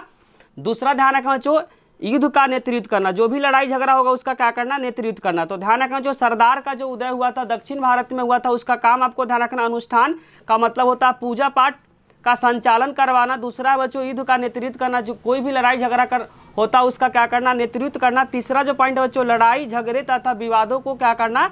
सुलझाना। सरदारियों का जो काम है बच्चों, सरदार का जो काम है लड़ाई जो होता है, जो झगड़े होता है या उसको विवाद को क्या करना? सुलझाना। नेक्स्ट जो इंपॉर्टेंट पॉइंट है बच्चों, सरदार अपने अधीन लोगों से, वेट का मतलब ध्यान रखना बच्चों कड़ होता है। वेट का मतलब क्या होता है? कड़ होता है। तो वहीं बोलना चाह रहा सरदार जो थे अपने अधीन लोगों से क्या लेते थे? कर लेते थे और अपने समर्थकों में उस कर को क्या कर देते थे? बांट देते थे। वेट का मतलब को ध्यान रखना जो कर होता है। सरदार जो होते थे वो अपने अधीन लोगों से क्या करते थे? कर को लेते थे और अपने समर्थकों में उस कर को क्या करते थे? बांट देते थे। नेक्स्ट पॉइंट बच्चों, सरदार में कोई अस्थाई सेना या अधिकारी नहीं होते थे। बहुत इंपॉर्टेंट पॉइंट बच्चों, जो सरदार थे उसमें कोई भी अस्थाई सेना या कोई भी अधिकारी उसमें नहीं होते थे। नेक्स्ट इंपॉर्टेंट पॉइंट बच्चों, इनमें 7 वाहन, अंडरलाइन करें बच्चों, इनमें 7 वाहन और जो शक राजा थे वो प्रमुख थे। तो सबसे अगर पूछेगा शक्तिशाली जो शासक कौन थे बच्चों सरदार में, तो ध्यान रखना 7 वाहन थे और साथ साथ क्या थे बच्चों? शक राजा थे। एमसीक्यू के लिए पॉइंट बहुत इंपॉर्टेंट बच्चों, सरदार जो थे, सरदार में सबसे जो इंपॉर्टेंट जो शासक कौन थे तो उनका नाम आपको ध्यान रखना बच्चों 7 वाहन थे, या दूसरा का नाम आपको ध्यान रखना बच्चों शक राजा थे। ध्यान रखना बच्चों, अगर क्वेश्चन आता है एमसीक्यू के फॉर्म में कि सरदारियों में सबसे जो प्रमुख राजा थे, जो शक्तिशाली राजा थे, उनका नाम आपको बताना है, तो आंसर हो जाएगा बच्चों 7 वाहन और दूसरा का नाम आपको ध्यान रखना बच्चों शक राजा। नेक्स्ट इंपॉर्टेंट क्वेश्चन बच्चों, क्वेश्चन नंबर 39 जिसमें लिखा हुआ कौन से शासकों ने अपने नाम के आगे अंडरलाइन कर बच्चों देवपुत्र, देवपुत्र की उपाधि लगाई थी? इसका आंसर हो जाएगा बच्चों कुषाण शासकों ने। और आपको कमेंट बॉक्स में बताना बच्चों देवपुत्र का मतलब क्या होता है। बहुत इंपॉर्टेंट क्वेश्चन बताया बच्चों कि कौन से शासकों ने अपने नाम के आगे देवपुत्र की उपाधि लगाई? तो इसका आंसर हो जाएगा बच्चों कुषाण शासकों ने। आपको कमेंट बॉक्स में बताना बच्चों देवपुत्र का मतलब क्या होता है। नेक्स्ट इंपॉर्टेंट क्वेश्चन बच्चों, कुषाण काल के सिक्कों में एक तरफ ध्यान रखना बच्चों राजा, एक तरफ जो सिक्का होता है बच्चों, सिक्का में दो साइड होता है, जिसमें एक तरफ क्या था बच्चों राजा था और दूसरी तरफ बताना बच्चों डैश का चित्र होता था। तो ध्यान रखना बच्चों देवता का चित्र होता था। जो बच्चों जो सिक्का होता था उसमें एक साइड क्या होता था राजा होता था, ध्यान रखना है राजा होता था, दूसरे साइड ध्यान रखना बच्चों देवता होता था। एक साइड में जो भी राजा था उस राजा का फोटो लगा रहता था, दूसरे साइड क्या होता था बच्चों देवता का चित्र उसमें होता था। किसके काल में? तो ध्यान रखना बच्चों कुषाण राजा के काल में। Next important question, question number 41, जिसमें लिखा हुआ उत्तर प्रदेश में डैश के पास, ध्यान रखना बच्चों उत्तर प्रदेश के डैश के पास एक देव स्थान पे कुषाण राजा का विशाल मूर्ति मिली है। तो ध्यान रखना बच्चों मथुरा में मिली है। यूपी है बच्चों, उत्तर प्रदेश की एक जगह है मथुरा, उसमें क्या मिला बच्चों कुषाण राजा का विशाल मूर्ति वहां से क्या है मिला है। नेक्स्ट इंपॉर्टेंट क्वेश्चन बच्चों, कौन से शासकों ने अपने नाम के आगे बच्चों ध्यान रखना स्वर्गपुत्र, अंडरलाइन कर बच्चों स्वर्गपुत्र की उपाधि लगाई थी? इसका आंसर हो जाएगा बच्चों चीनी शासकों। ध्यान रखना बच्चों जो चीनी शासक थे अपने नाम के आगे क्या लगाते थे? देवपुत्र लगाते थे, जबकि जो कुषाण शासक थे वो अपने नाम के आगे क्या लगाते थे? देवपुत्र का उपाधि लगाते थे। तो ध्यान रखना चाहिए यहाँ पे कमेंट बॉक्स में आपको बताना है स्वर्गपुत्र का मतलब क्या होगा। और ध्यान रखना चाहिए जो कुषाण शासक था वह चीनी शासकों से प्रेरित होकर ही क्या लगाए थे? अपने नाम के आगे देवपुत्र का उपाधि लगाए थे। तो ये भी क्वेश्चन आ सकता है कि जो कुषाण वंश के जो शासक थे किस शासक से प्रेरित होकर अपने नाम के आगे देवपुत्र का उपाधि लगाते थे? तो इसका आंसर हो जाएगा बच्चों चीनी शासकों से प्रेरित होकर जो कुषाण वंश के जो राजा थे वो अपने नाम के आगे क्या लगाते थे? देवपुत्र का उपाधि लगाते थे। किससे प्रेरित होकर? तो इसका आंसर हो जाएगा बच्चों चीनी शासकों से प्रेरित होकर जो कुषाण के जो शासक है अपने नाम के आगे देवपुत्र का उपाधि लगाते थे। नेक्स्ट इंपॉर्टेंट क्वेश्चन बच्चों, शुंग वंश के जो अंतिम शासक है उनका नाम आपको बताना है। तो उनका नाम आपको देवभूति याद करना है। शुंग वंश के जो अंतिम शासक है उनका नाम आपको ध्यान रखना बच्चों देवभूति। अगर बच्चों शुंग वंश का संस्थापक पूछता है तो इसका आंसर हो जाएगा बच्चों पुष्यमित्र शुंग। अगर क्वेश्चन आता है बच्चों कि जो शुंग वंश के जो संस्थापक है उनका नाम आपको ध्यान रखना है, तो उनका नाम आपको ध्यान रखना बच्चों पुष्यमित्र शुंग। और अंतिम शासक अगर पूछता है कि शुंग वंश के अंतिम वंश कौन थे, अंतिम शासक कौन थे, तो उसका आंसर हो जाएगा बच्चों देवभूति। दोनों क्वेश्चन को बारीकी से समझना। शुंग वंश के संस्थापक पूछेगा तो उसका आंसर हो जाएगा बच्चों पुष्यमित्र शुंग, और अंतिम शासक पूछता है तो उसका आंसर हो जाएगा बच्चों देवभूति। नेक्स्ट जो इंपॉर्टेंट क्वेश्चन बच्चों, गुप्त वंश के अगर संस्थापक पूछता है तो इसका आंसर हो जाएगा बच्चों श्रीगुप्त। सातवाहन के बाद बच्चों ही शासक आए थे। गुप्त वंश कब आए थे बच्चों? सातवाहन के बाद आए थे। तो पूछता है अगर गुप्त वंश के संस्थापक पूछेगा तो इसका आंसर हो जाएगा बच्चों श्रीगुप्त। क्या हो जाएगा? श्रीगुप्त। नेक्स्ट इंपॉर्टेंट क्वेश्चन बच्चों, गुप्त वंश का स्थापना कब हुआ? तो ध्यान रखना है 275 ईस्वी में हुआ था। ध्यान रखना बच्चों गुप्त वंश की स्थापना कब हुआ था? तो 275 ईस्वी में हुआ था। किसने किया था? तो इसका आंसर हो जाएगा बच्चों श्रीगुप्त ने किया था। नेक्स्ट इंपॉर्टेंट क्वेश्चन नंबर बच्चों 46 लिखा, गुप्त वंश का जो राजकीय भाषा है, जो गुप्त वंश में बच्चों जो राजकीय भाषा कौन सी थी? तो इसका आंसर हो जाएगा बच्चों संस्कृत थी। गुप्त वंश में बच्चों जो राजकीय भाषा कौन सी थी? तो इसका आंसर हो जाएगा बच्चों संस्कृत भाषा थी। नेक्स्ट जो इंपॉर्टेंट क्वेश्चन बच्चों, किस काल को भारत का स्वर्ण युग, अंडरलाइन कर बच्चों, किस काल को भारत का स्वर्ण युग कहा जाता है? तो इसका आंसर हो जाएगा बच्चों गुप्त काल। गुप्त काल के अगर संस्थापक पूछेगा तो इसका आंसर हो जाएगा बच्चों श्रीगुप्त। ध्यान रखना, बहुत इंपॉर्टेंट क्वेश्चन बच्चों, किस काल को भारत का स्वर्ण युग कहा जाता है? तो इसका आंसर हो जाएगा बच्चों गुप्त काल। गुप्त काल के अगर संस्थापक पूछता है तो इसका आंसर हो जाएगा बच्चों श्रीगुप्त। कब हुआ था? तो 275 ईस्वी में श्रीगुप्त ने गुप्त वंश की स्थापना की थी। सारे पॉइंट को बच्चों आपको बारीकी से याद करना है। नेक्स्ट जो इंपॉर्टेंट क्वेश्चन बच्चों, गुप्त काल में अधिकतर जो सिक्के होते थे वो डैश से बनाए जाते थे। तो इसका आंसर हो जाएगा बच्चों गुप्त काल में जो अधिकतर सिक्के डैश से बनाए जाते थे, इसका आंसर हो जाएगा बच्चों सोने। सोने से ज़्यादातर बच्चों जो सिक्के गुप्त काल में बनाए जाते थे। नेक्स्ट जो इंपॉर्टेंट क्वेश्चन बच्चों, बहुत बहुत इंपॉर्टेंट क्वेश्चन है जो अभी जो बताने जा रहे हैं। प्रयाग परिस्थिति बच्चों एक बुक है, उसकी रचना किसने की थी? ध्यान रखना बच्चों, प्रयाग परिस्थिति एक बुक है, उस बुक की रचना किसने की थी? तो इसका आंसर हो जाएगा बच्चों हरिसेन ने की थी। किस भाषा में की थी? तो इसका आंसर हो जाएगा बच्चों संस्कृत भाषा में की थी। तो क्वेश्चन ऐसे भी आ सकता है, प्रयाग परिस्थिति जो हरिसेन जो की थी उसका भाषा कौन सा था? तो ध्यान रखना बच्चों, वह भाषा संस्कृत भाषा में लिखी गई थी। प्रयाग परिस्थिति जो लिखी गई थी, जो बुक किसने लिखी गई थी? इसका आंसर हो जाएगा बच्चों हरिसेन ने लिखी थी। और कौन सी भाषा में अगर पूछता तो इसका आंसर हो जाएगा बच्चों संस्कृत भाषा में लिखी गई थी। नेक्स्ट जो इंपॉर्टेंट क्वेश्चन बच्चों, गुप्त वंश के सबसे शक्तिशाली शासक कौन थे? तो इसका आंसर हो जाएगा बच्चों समुद्रगुप्त। और समुद्रगुप्त को बच्चों ध्यान रखना, उसको भारत का नेपोलियन कहा जाता है। समुद्रगुप्त को क्या कहा जाता है बच्चों? भारत का नेपोलियन। बहुत इंपॉर्टेंट पॉइंट है बच्चों, भारत का नेपोलियन किसे कहा जाता है? तो इसका आंसर हो जाएगा बच्चों समुद्रगुप्त को। भारत का नेपोलियन किसे कहा जाता है? तो इसका आंसर हो जाएगा बच्चों समुद्रगुप्त, जो गुप्त वंश के सबसे शक्तिशाली शासक थे। नेक्स्ट इंपॉर्टेंट क्वेश्चन बच्चों, समुद्रगुप्त के राजकवि का क्या नाम था? तो ध्यान रखना बच्चों, समुद्रगुप्त के जो राजकवि थे उनका नाम था हरिसेन।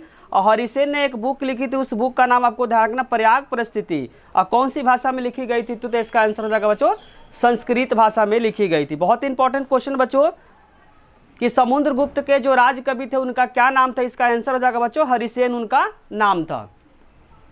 नेक्स्ट इंपॉर्टेंट क्वेश्चन बच्चों, क्वेश्चन नंबर 52, जिसमें लिखा हुआ वेद कितने प्रकार के होते हैं और कौन कौन से हैं? तो ध्यान रखना बच्चों, वेद जो होते हैं वो 4 प्रकार के होते हैं। वेद कितने प्रकार के होते हैं? 4 प्रकार का। पहले का नाम बच्चों ऋग्वेद, दूसरे का नाम है यजुर्वेद, तीसरे का नाम बच्चों सामवेद और चौथे का नाम है अथर्ववेद। तो वेद कितने प्रकार के होते हैं बच्चों? तो वेद आपको ध्यान रखना 4 प्रकार के होते हैं। कौन कौन से पूछेगा? तो ऋग्वेद, यजुर्वेद, सामवेद और अथर्ववेद। नेक्स्ट जो इंपॉर्टेंट क्वेश्चन बच्चों, मौर्य साम्राज्य के शासन काल में सेना व्यवस्था कैसी थी? ध्यान रखना बच्चों, मौर्य साम्राज्य में शासन काल में सेना व्यवस्था के बारे में क्या करना है? बताना है। क्वेश्चन लॉन्ग के लिए बहुत इंपॉर्टेंट है बच्चों। इस क्वेश्चन को क्या करना, आपको बारीकी से समझना, इसे याद करना कि पेपर के पॉइंट ऑफ व्यू से बहुत बहुत इंपॉर्टेंट क्वेश्चन बच्चों लॉन्ग के लिए। तो ध्यान रखना, मैगस्थनीज बच्चों एक बुक लिखी थी, उस बुक का नाम आपको कमेंट बॉक्स में बताना है कि मैगस्थनीज के द्वारा जो बुक लिखी गई है उस बुक का आपको नाम कमेंट बॉक्स में क्या करना है? बताना है। मैगस्थनीज के अनुसार मौर्य साम्राज्य में सेना का संचालन के लिए ध्यान रखना चाहिए एक समिति। कितनी समिति बनाई गई थी? एक समिति, और 6 क्या थी? उप समितियाँ थी। तो ध्यान रखना बच्चों, मैगस्थनीज के अनुसार मौर्य साम्राज्य में सेना का संचालन के लिए एक समिति बनाई गई थी, और ध्यान रखना 6 क्या बनाई थी? उप समिति बनाई गई थी। अब यहाँ पे बच्चों 6 जो समिति है उसका काम क्या था? अलग अलग था। मतलब 6 ग्रुप है, वो 6 ग्रुप का काम क्या है? अलग अलग है। तो पहला ध्यान रखना बच्चों, पहला जो ग्रुप है उसका काम था नौसेना का क्या करना? संचालन करना। यहाँ पे मान लीजिए कि 6 क्या है? उप समिति। यहाँ पे जो भी काम दिया गया 6 उप समिति का क्या है? काम दिया गया। तो पहला जो काम था बच्चों, पहले का जो काम था वो आपको ध्यान रखना नौसेना का क्या करना? संचालन करना। पहला जो उप समिति का काम क्या ध्यान रखना बच्चों? नौसेना का संचालन करना। जो दूसरा जो उप समिति था उसका काम है यातायात को खान पान के देख रेख करना। दूसरा का काम था बच्चों यातायात खान पान की क्या करना? देख रेख करना। तीसरा जो पॉइंट है बच्चों, पैदल सैनिकों का क्या करना? संचालन करना। जो तीसरा जो ग्रुप का जो काम आपको ध्यान रखना बच्चों, तीसरा जो उप समिति का जो काम था पैदल सैनिकों को क्या करना? संचालन करना। चौथा का पॉइंट आपको ध्यान रखना बच्चों, अश्वरोही। अश्वरोही का मतलब होता है घोड़े का क्या करना? संचालन करना। जो चौथा जो बता अश्वरोही लिखा हुआ, अश्वरोही का मतलब होता है घोड़े का क्या करना? संचालन करना। पांचवा आपको ध्यान रखना बच्चों, रथारोही। रथारोही का मतलब होता है बच्चों कि अगर यातायात को एक जगह से दूसरे जगह ले जाना, उसके लिए घोड़े का क्या करना? व्यवस्थित करना। तो रथारोही का मतलब को ध्यान रखना बच्चों, रथ के द्वारा सामान को एक जगह से क्या करना? दूसरे जगह भेजना। छठा जो उप समिति का आपको काम ध्यान रखना बच्चों, हाथियों का क्या करना? संचालन करना। पांचवा पॉइंट आपको ध्यान रखना बच्चों, रथारोही। रथारोही का मतलब होता है रथ के माध्यम से सामान को एक जगह से दूसरे जगह भेजना। छठा उप समिति का काम ध्यान रखना, हाथियों का क्या करना बच्चों? छठा जो उप समिति का काम देना, हाथियों का क्या करना बच्चों? संचालन करना। तो 6 जो उप समिति है उसका बारीकी से क्या करना? काम को याद रखना है। इसके साथ बच्चों अन्य उप समितियाँ था उसका भी काम आपको क्या करना है? पढ़ना है। तो ध्यान रखना, अन्य जो उप समितियाँ था उसका जो काम था बच्चों, उपकरण को ढोने के लिए बैलगाड़ी का क्या करना? प्रबंधन करना। उपकरण का मतलब होता है बच्चों कोई सामान होता है, को ढोने के लिए बैलगाड़ी का क्या करना, प्रबंधन करना। दूसरा जो पॉइंट ध्यान रखना उप समिति का, सैनिकों के लिए भोजन की क्या करना, व्यवस्था करना। दूसरा जो उप समिति का काम था, जो सैनिक था उसके लिए भोजन का क्या करना, व्यवस्था करना। तीसरा जो उप समिति का काम था बच्चों, जानवरों के लिए चारे की क्या करना, व्यवस्था करना। जो जानवर थे उसके लिए चारे की क्या करना, व्यवस्था करना। चौथा जो पॉइंट आपको ध्यान रखना बच्चों, सैनिकों को देखभाल के लिए सेवकों का क्या करना, नियुक्ति करना। जो सैनिक था बच्चों उसको देखभाल करने के लिए क्या करना, सेवकों का नियुक्ति करना। नेक्स्ट इंपॉर्टेंट क्वेश्चन बच्चों, सबसे पहले कौन से सिक्के आए थे। ध्यान रखना बच्चों, सबसे पहले जो सिक्के आए थे चांदी और तांबे और तथा आहत के सिक्के आए थे। सबसे पहले कौन से सिक्के आए थे, तो चांदी और तांबे के आहत सिक्के सबसे पहले आए थे। बच्चों एक क्वेश्चन पेपर के लिए बहुत इंपॉर्टेंट है एमसीक्यू के लिए कि सबसे पहले कौन से सिक्के आए थे, तो इसका आंसर हो जाएगा बच्चों चांदी और तांबे के आहत सिक्के आए थे। सबसे पहले सोने के सिक्के किसने जारी किए थे, तो सबसे पहले बच्चों जो सोने के जो सिक्के जो जारी करने वाले शासक का नाम को ध्यान रखना, कुषाण शासक ने क्या किया था, सबसे पहले सोने के सिक्के जारी किया था। इन सिक्कों का जो वजन, ध्यान रखना बच्चों, जो कुषाण शासक ने जो सोने के सिक्के जो जारी किया था, इन सिक्कों का जो वजन था, ध्यान रखना बच्चों, इन सिक्कों का जो वजन और आकार उस समय रोमन के सिक्के जैसे ही हुआ करते थे। ध्यान रखना बच्चों, इन सिक्कों का जो वजन और आकार जो होते थे उस समय के रोमन सिक्के जैसे ही हुआ करते थे। नेक्स्ट जो इंपॉर्टेंट क्वेश्चन बच्चों बुक के है, बहुत बारीकी से क्या करना है, याद करना है, क्योंकि ये क्वेश्चन बहुत बहुत इंपॉर्टेंट है। द नेचुरल हिस्ट्री किसने लिखी थी। ध्यान रखना बच्चों, द नेचुरल, बुक का नाम है द नेचुरल हिस्ट्री, किसने लिखी थी, तो इसका आंसर हो जाएगा बच्चों प्लिनी। पूरा नाम को ध्यान रखना है, प्लिनी द एल्डर। ध्यान रखना है Pliny the Elder. Pliny the Elder कौन सी बुक लिखी थी, तो इसका आंसर हो जाएगा बच्चों द नेचुरल हिस्ट्री।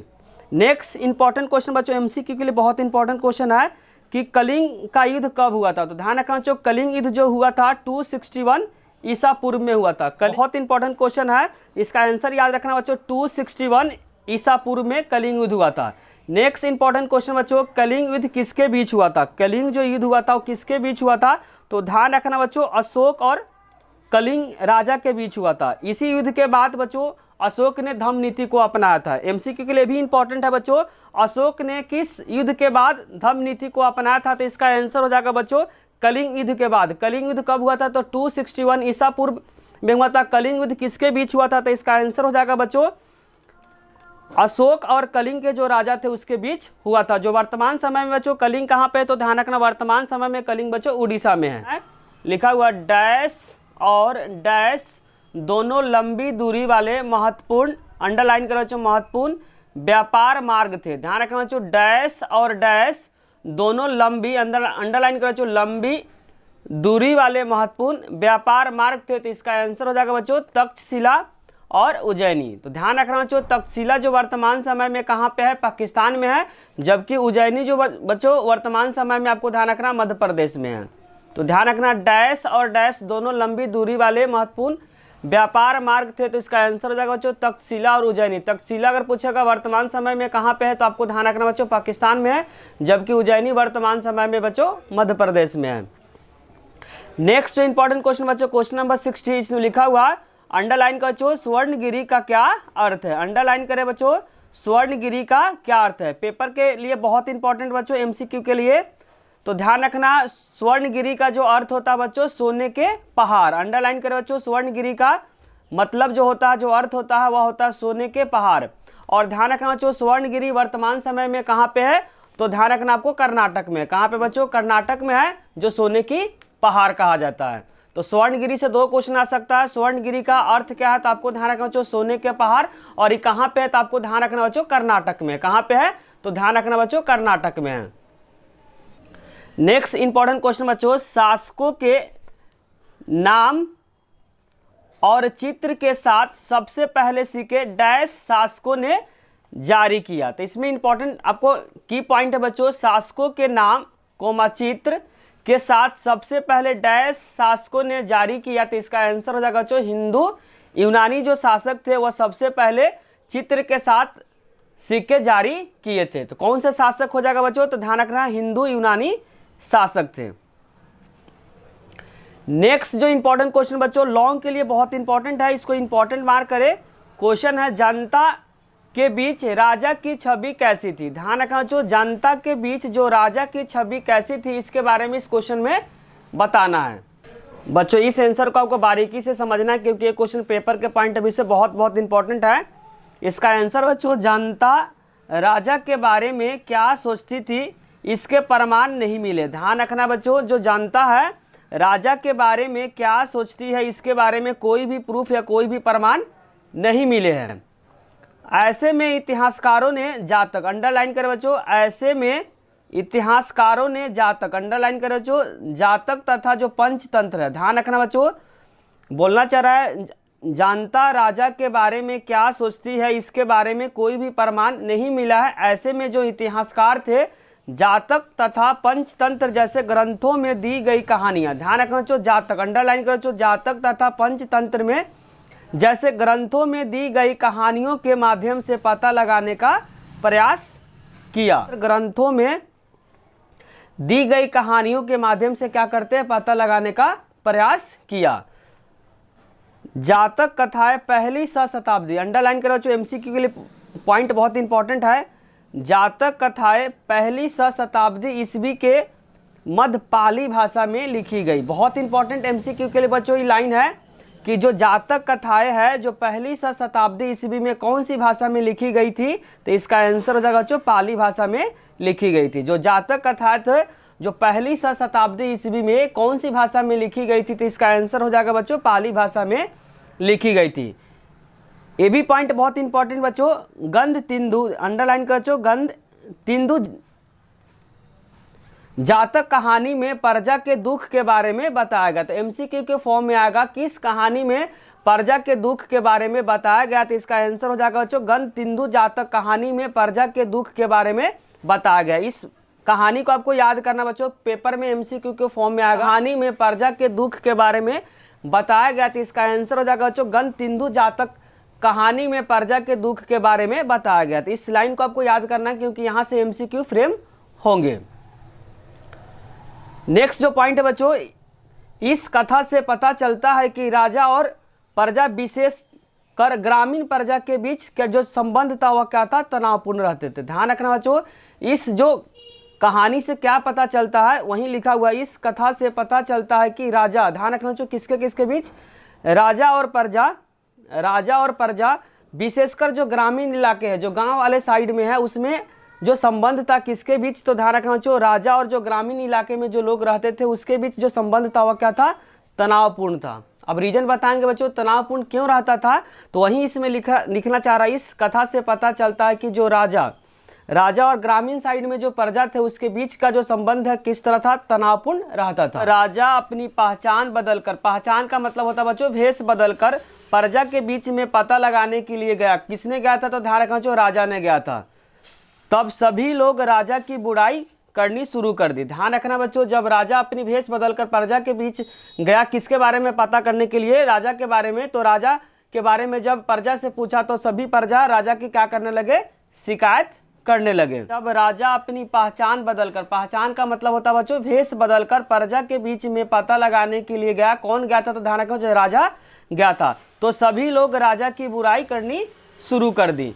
लोगों ने शिकायत की कि रात में डकैत लोग आकर हमला करता। ध्यान रखना कि लोगों ने जब राजा भेष बदलकर प्रजा के बीच गया तो शिकायत में क्या की, तो शिकायत में आपको ध्यान रखना बच्चों, शिकायत में बताई कि जो रात में क्या होता है बच्चों, रात में जो डकैत लोग होते हैं लोगों पर हमला करते हैं। कब करते हैं बच्चों, रात में करते हैं। और दिन में क्या करते हैं, राजा के जो अधिकारी होते हैं टैक्स इकट्ठा करने के लिए क्या करते हैं, मजबूर करते हैं, जिसके कारण लोग गांव छोड़कर कहाँ चले जाते थे, जंगल में बस गए। तो कहानी को आपको बारीकी से समझना बच्चों, कहानी को शॉर्ट में बताते हैं कि राजा ने क्या किया, जब भेष बदलकर प्रजा के बीच में पता लगाने के लिए गया और राजा जब प्रजा से पूछने लगा कि राजा किस तरीके का, तो जितने सारे जो लोग थे वह राजा की क्या करने लगे, बुराई करने लगे। बुराई में कौन सी बातें की, तो ध्यान रखना है कि रात में क्या होते हैं, डकैत लोग क्या करते हैं, लोगों पे हमला करते हैं। जो दिन में क्या होते हैं, राजा के जो अधिकारी होते हैं और टैक्स लेने के लिए क्या करते हैं, मजबूर करते हैं, जिसके कारण जो ग्रामीण जो लोग थे वह कहाँ जाकर बस गए, वह जाकर जंगलों में बस गए। क्यों बस गए बच्चों, क्योंकि जो राजा के जो अधिकारी थे वो टैक्स लेने के लिए क्या करते थे, मजबूर करते थे, जिसके कारण लोगों को जंगलों में जाकर बसना पड़ा।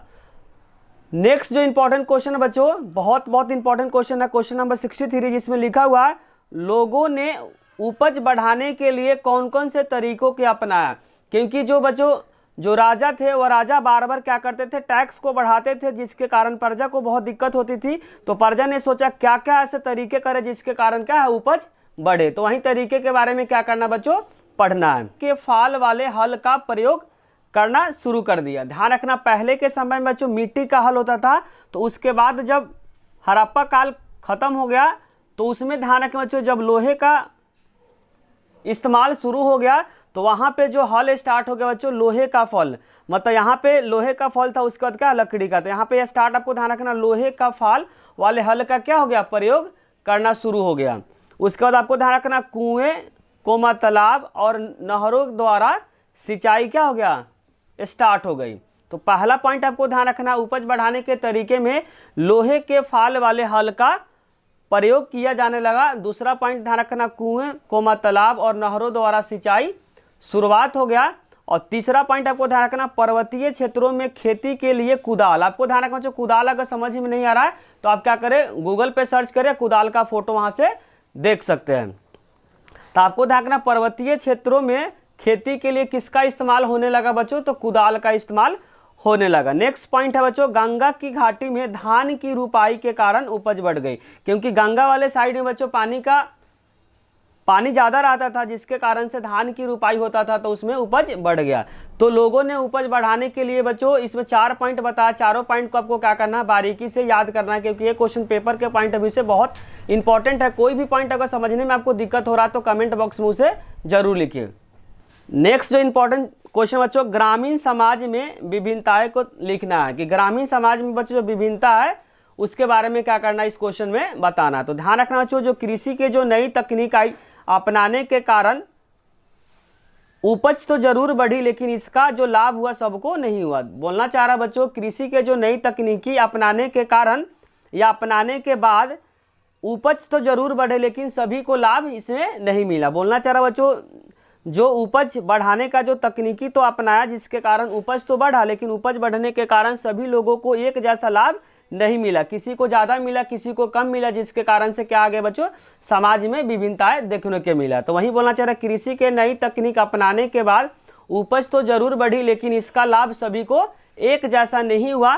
जैसे खेती से जुड़े लोगों में भेदभाव बढ़ता चला गया, जिसके कारण से बच्चों जो खेती से जो जुड़े लोग थे उसके बीच क्या हो गया, भेदभाव बढ़ता चला गया। भेदभाव बढ़ने का मेन रीजन था बच्चों कि जो कृषि के जो नई तकनीक अपनाने के बाद कृषि उपज में तो जरूर बढ़ोतरी हुई, लेकिन सभी को उसको एक जैसा फायदा नहीं मिला, जिसके कारण से समाज में क्या है, विभिन्नताएं देखने को मिला। नेक्स्ट जो पॉइंट है बच्चों, बौद्ध कथाओं में भूमिहीन का मतलब होता है बच्चों जिसके पास जमीन नहीं हो।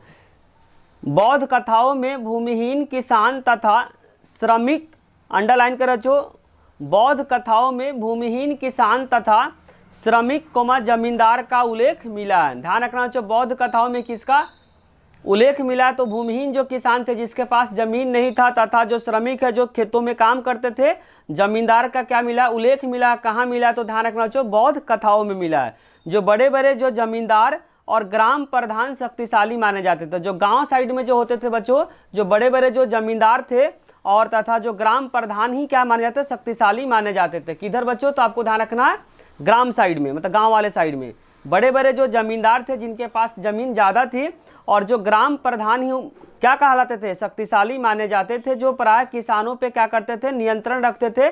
और ग्राम का जो प्रधान का पद जो होता था बच्चों, वंशानुगत होता था। वंशानुगत का मतलब होता है कि अगर जो ग्राम प्रधान बना हुआ उसका बेटा ही क्या बनेगा, ग्राम प्रधान बनता है, उसी को बोलते हैं वंशानुगत। तो वहीं बोलना चाहिए, बड़े बड़े जो जमींदार थे और ग्राम प्रधान ही क्या करते थे, गांव वाले साइड में शक्तिशाली माने जाते थे। जमींदार का मतलब होता है जिसके पास क्या है, ज़्यादा जमीन हो। तो वहीं लिखना चाह रहा, बड़े बड़े जो जमींदार और ग्राम प्रधान ही शक्तिशाली माने जाते थे, जो प्राय किसानों पे क्या करते थे, कंट्रोल रखते थे। और ग्राम प्रधान का जो पद होता था, पद का मतलब जो पोस्ट होता था, वह वंशानुगत होता था। वंशानुगत का मतलब होता है कि अगर मान लेते कि ये क्या है, ग्राम प्रधान, इसका बेटा ही क्या बनेगा, ग्राम प्रधान बनेगा, उसी को बोलते हैं बच्चों वंशानुगत।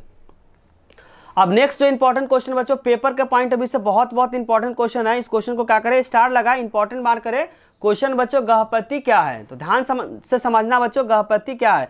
तो गृहपति जो होता है घर का मुखिया होता है। ध्यान रखना बच्चों, जो गृहपति होता है, गृहपति जो होता है वो घर का क्या होता है, मुखिया होता है, और घर में रहने वाले महिलाओं कोमा बच्चों कोमा नौकरों और दासों पे क्या करता है, नियंत्रण रखता है। ध्यान रखना है बच्चों, गृहपति जो होता है वो घर का मुखिया होता है और घर में रहने वाले महिलाएं, बच्चों, नौकरों और दासों पे क्या करता है, अपना नियंत्रण करता है। और घर से जुड़े जो भूमि है कोमा जानवर या अन्य सभी वस्तुओं पे वह क्या होता है, वह सभी वस्तुओं को क्या होता है, मालिक होता है। बोलना चाह रहा बच्चों, घर से जुड़े जो भूमि है या जानवर है या अन्य सभी वस्तुओं का वह क्या होता है, मालिक होता है। कभी कभी इस शब्द का जो प्रयोग है नगरों में रहने वाले संप्रभात, संप्रभात का मतलब होता है बच्चों समृद्ध व्यक्ति, जो गांव में जो समृद्ध व्यक्ति है उसके लिए भी क्या होता है, गृहपति शब्द का इस्तेमाल हुआ है, और व्यापारियों के लिए भी क्या हुआ, गृहपति शब्द का इस्तेमाल किया गया है। तो ध्यान रखना बच्चों, पेपर के लिए बहुत बहुत इंपॉर्टेंट है, गृहपति क्या है, गृहपति शब्द का इस्तेमाल किसके लिए किया गया है। तो ध्यान रखना बच्चों, गृहपति शब्द का जो इस्तेमाल किया गया है वह व्यापारियों के लिए किया गया, किसानों के लिए किया गया, जमींदारों के लिए किया गया, संप्रभात व्यक्तियों के लिए किसका इस्तेमाल किया बच्चों, गृहपति शब्द का इस्तेमाल किया गया है। नेक्स्ट जो इंपॉर्टेंट क्वेश्चन बच्चों, क्वेश्चन नंबर 66, जिसमें लिखा हुआ भूमि दान तथा नए संप्रभात ग्रामीण के बारे में क्या करना है, लिखना है। तो ध्यान रखना बच्चों, ईसवी के जो आरंभिक शताब्दियों से ही भूमि दान का प्रमाण मिला। ईसवी के बच्चों जो शुरुआती जो दौर है शताब्दी में ही क्या हुआ, भूमि दान का प्रमाण मिला हुआ। तो वही बोलना चाह रहा है, ईसवी के जो आरंभिक जो शताब्दी है उसी में क्या मिला बच्चों, भूमि दान का साक्ष्य मिला या प्रमाण मिला है। दूसरा पॉइंट आपको ध्यान रखना चाहिए, जो भूमि दान अधिकतर किसको मिलता था, तो आपको ध्यान रखना ब्राह्मण को या धार्मिक संस्थाओं को भूमि दान में दिया जाता था। ध्यान रखना बच्चों, जो भूमि दान जो अधिकतर किसको मिलता था, आपको ध्यान रखना ब्राह्मण या धार्मिक संस्थाओं को भूमि दान में दिया जाता था। नेक्स्ट पॉइंट बच्चों ध्यान रखना, कई अभिलेखों में भूमि दान का उल्लेख मिलता। बहुत ऐसे अभिलेख है जिसमें भूमि दान के बारे में बताया गया हुआ। कुछ अभिलेख पत्थर पे भी लिखवाए गए। ध्यान रखना बच्चों, कुछ जो अभिलेख है किस पे लिखवाए गए, तो ध्यान रखना बच्चों पत्थरों पे भी लिखवाए गए हैं। नेक्स्ट पॉइंट बच्चों, अधिकतर भूमि दान का जो उल्लेख है ताम्र पत्रों से मिला। ताम्र पत्र का मतलब बच्चों जो तांबा का पत्र जो प्लेट होता है उस पर क्या होता है, लिखा जाता है, जिससे मिटता नहीं है। तो वहीं बोलना चाह रहा, अधिकतर जो भूमि दान का जो उल्लेख मिलता बच्चों ताम्र पत्रों से मिला हुआ आरंभिक अभिलेख संस्कृत भाषा में लिखा गया। तो ध्यान रखना चाहिए, जो आरंभिक जो अभिलेख है किस भाषा में लिखा गया था, तो आपको ध्यान रखना चाहिए संस्कृत भाषा में लिखा गया था। लेकिन 7वीं शताब्दी में, ध्यान रखना चाहिए, लेकिन 7वीं शताब्दी के जो बाद जो अभिलेख है वह संस्कृत कोमा तमिल कोमा तेलुगु भाषाओं में भी मिले। ध्यान रखना चाहिए, आरंभिक जो अभिलेख है वह किस भाषा में लिखे गए हैं, तो ध्यान रखना चाहिए संस्कृत भाषा में लिखे गए। लेकिन 7वीं शताब्दी के बाद जो अभिलेख जो मिले हैं वह कौन कौन सी भाषाओं में मिले, तो आपको ध्यान रखना चाहिए संस्कृत में मिला हुआ, तमिल में मिला हुआ, तेलुगु भाषाओं में मिला हुआ। ये बच्चों उदाहरण बहुत इंपॉर्टेंट है, अगर उदाहरण आप लिखते हैं तो आपको अच्छे नंबर मिलेंगे। उदाहरण से बच्चों बहुत एमसीक्यू क्वेश्चन बनेंगे। सारे एमसीक्यू को क्वेश्चन में क्या करेंगे, डिस्कस करेंगे किस तरीके से आपको पेपर में एमसीक्यू उदाहरण से आ सकता है। गुप्त शासक जिनका नाम है बच्चों चंद्रगुप्त द्वितीय। ध्यान रखना बच्चों, गुप्त शासक के एक शासक थे जिनका नाम है चंद्रगुप्त द्वितीय। उनकी पुत्री का नाम आपको ध्यान रखना प्रभावती गुप्त।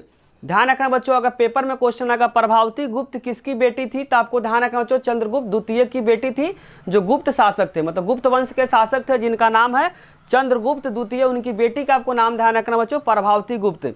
और प्रभावती गुप्त का जो विवाह हुआ था, विवाह भी आपको ध्यान रखना है, प्रभावती गुप्त का जो विवाह हुआ था दक्कन के वाकाटक परिवार में हुआ था। पेपर में क्वेश्चन आएगा जो प्रभावती गुप्त जो चंद्रगुप्त द्वितीय की जो बेटी थी उनका विवाह कहाँ हुआ था, तो आपको ध्यान रखना उनका जो विवाह हुआ था दक्कन के वाकाटक परिवार में हुआ था। पूरा लाइन को आपको ध्यान रखना, दक्कन के वाकाटक परिवार में हुआ था। किनका विवाह बच्चों, तो ध्यान रखना चंद्रगुप्त द्वितीय की जो बेटी थी प्रभावती गुप्त, उनका जो विवाह हुआ था दक्कन के वाकाटक परिवार में हुआ था। नेक्स्ट पॉइंट जो ध्यान रखना बच्चों, धर्मशास्त्र के अनुसार महिलाओं को भूमि दान देने का अधिकार नहीं था। ध्यान रखना बच्चों, धर्मशास्त्र के अनुसार, धर्मशास्त्र में यह बात लिखी गई है कि किसी भी महिलाओं को भूमि दान देने का अधिकार नहीं है। लेकिन आपको ध्यान रखना, लेकिन अब अभिलेख से जानकारी मिली है कि जो प्रभावती जो गुप्त थी भूमि की मालकिन थी। ध्यान रखना बच्चों, धर्मशास्त्र के अनुसार, धर्मशास्त्र में लिखा गया कोई भी जो महिला है वो भूमि देने का अधिकार नहीं है, लेकिन बहुत सारे अभिलेखों से पता चला कि जो प्रभावती गुप्त जो थी वह भूमि की क्या थी, मालकिन थी। मालकिन का मतलब मालिक थी।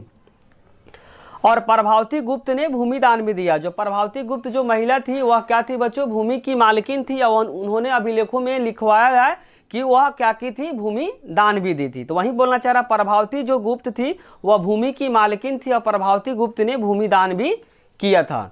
शायद इसलिए हो सकता है, ध्यान रखना बच्चों, प्रभावती गुप्त जो भूमि जो दान दिया, इसके दो कारण हो सकते हैं। शायद इसलिए हो सकता है क्योंकि वह रानी थी, या ऐसा इसलिए संभव हो सकता है कि धर्मशास्त्रों में जो लिखा गया जो बात है हर स्थान पे समान रूप से लागू नहीं किया जा सकता। बच्चों, धर्मशास्त्र में लिखा गया हुआ है कि कोई भी महिला क्या कर सकती है, भूमि दान नहीं दे सकती है, लेकिन अभिलेखों से पता चला कि बच्चों जो प्रभावती जो गुप्त थी वह क्या थी, भूमि की मालकिन थी, उन्होंने क्या किया था, भूमि दान में दी थी। तो इसका दो कारण हो सकता है। पहला कारण हो सकता है बच्चों की जो प्रभावती गुप्त थी ये क्या थी, रानी थी, जिसके कारण से क्या हो सकता है, वो भूमि दान में दी थी। या दूसरा कारण हो सकता है जो धर्मशास्त्र में जो बातें लिखी गई बच्चों, वह बातें सभी जगह एक जैसे लागू नहीं हुआ होगा, इसलिए पॉसिबल हुआ होगा कि वह क्या थी, एक रानी थी। या दूसरा कारण हो सकता है धर्मशास्त्र में जो बातें लिखी गई वह हर जगह एक समान लागू नहीं हुआ होगा। नेक्स्ट जो इंपॉर्टेंट जो क्वेश्चन बच्चों, किस गुप्त शासक को लिच्छवी दोहित्र के नाम से जाना जाता है? किस गुप्त शासक को बच्चों लिच्छवी दोहित्र के नाम से जाना जाता है? समुद्रगुप्त को। समुद्रगुप्त को बच्चों आपको ध्यान रखना भारत का नेपोलियन भी कहा जाता है। पेपर में आएगा भारत का नेपोलियन किसे कहा जाता है, भारत का नेपोलियन किसे कहा जाता है, तो आपको ध्यान रखना बच्चों समुद्रगुप्त। सबसे इंपॉर्टेंट क्वेश्चन है, धम्म की जो शुरुआत किसने किया था, तो अशोक ने किया था। ध्यान रखना बच्चों, धम्म का जो शुरुआत किसने किया था, अशोक ने किया था। अशोक ने कब किया था, ध्यान रखना कलिंग युद्ध। पेपर में पूछेगा कलिंग युद्ध कब हुआ था, तो ध्यान रखना 261 BC में हुआ था। तो यहाँ से दो क्वेश्चन आ सकता है, धम्म का शुरुआत किसने किया था, अशोक ने किया था। अशोक कौन था, तो आपको ध्यान रखना मौर्य साम्राज्य के सबसे शक्तिशाली शासक थे। और कलिंग युद्ध कब हुआ था, तो आपको ध्यान रखना बच्चों 261 BC में हुआ था। नेक्स्ट जो इंपॉर्टेंट क्वेश्चन बच्चों, समुद्रगुप्त की जो तुलना किस यूरोपीय शासक से की जाती है, तो इसका आंसर हो जाएगा बच्चों नेपोलियन। समुद्रगुप्त की तुलना किस यूरोपीय शासक से की जाती है, तो इसका आंसर हो जाएगा बच्चों नेपोलियन।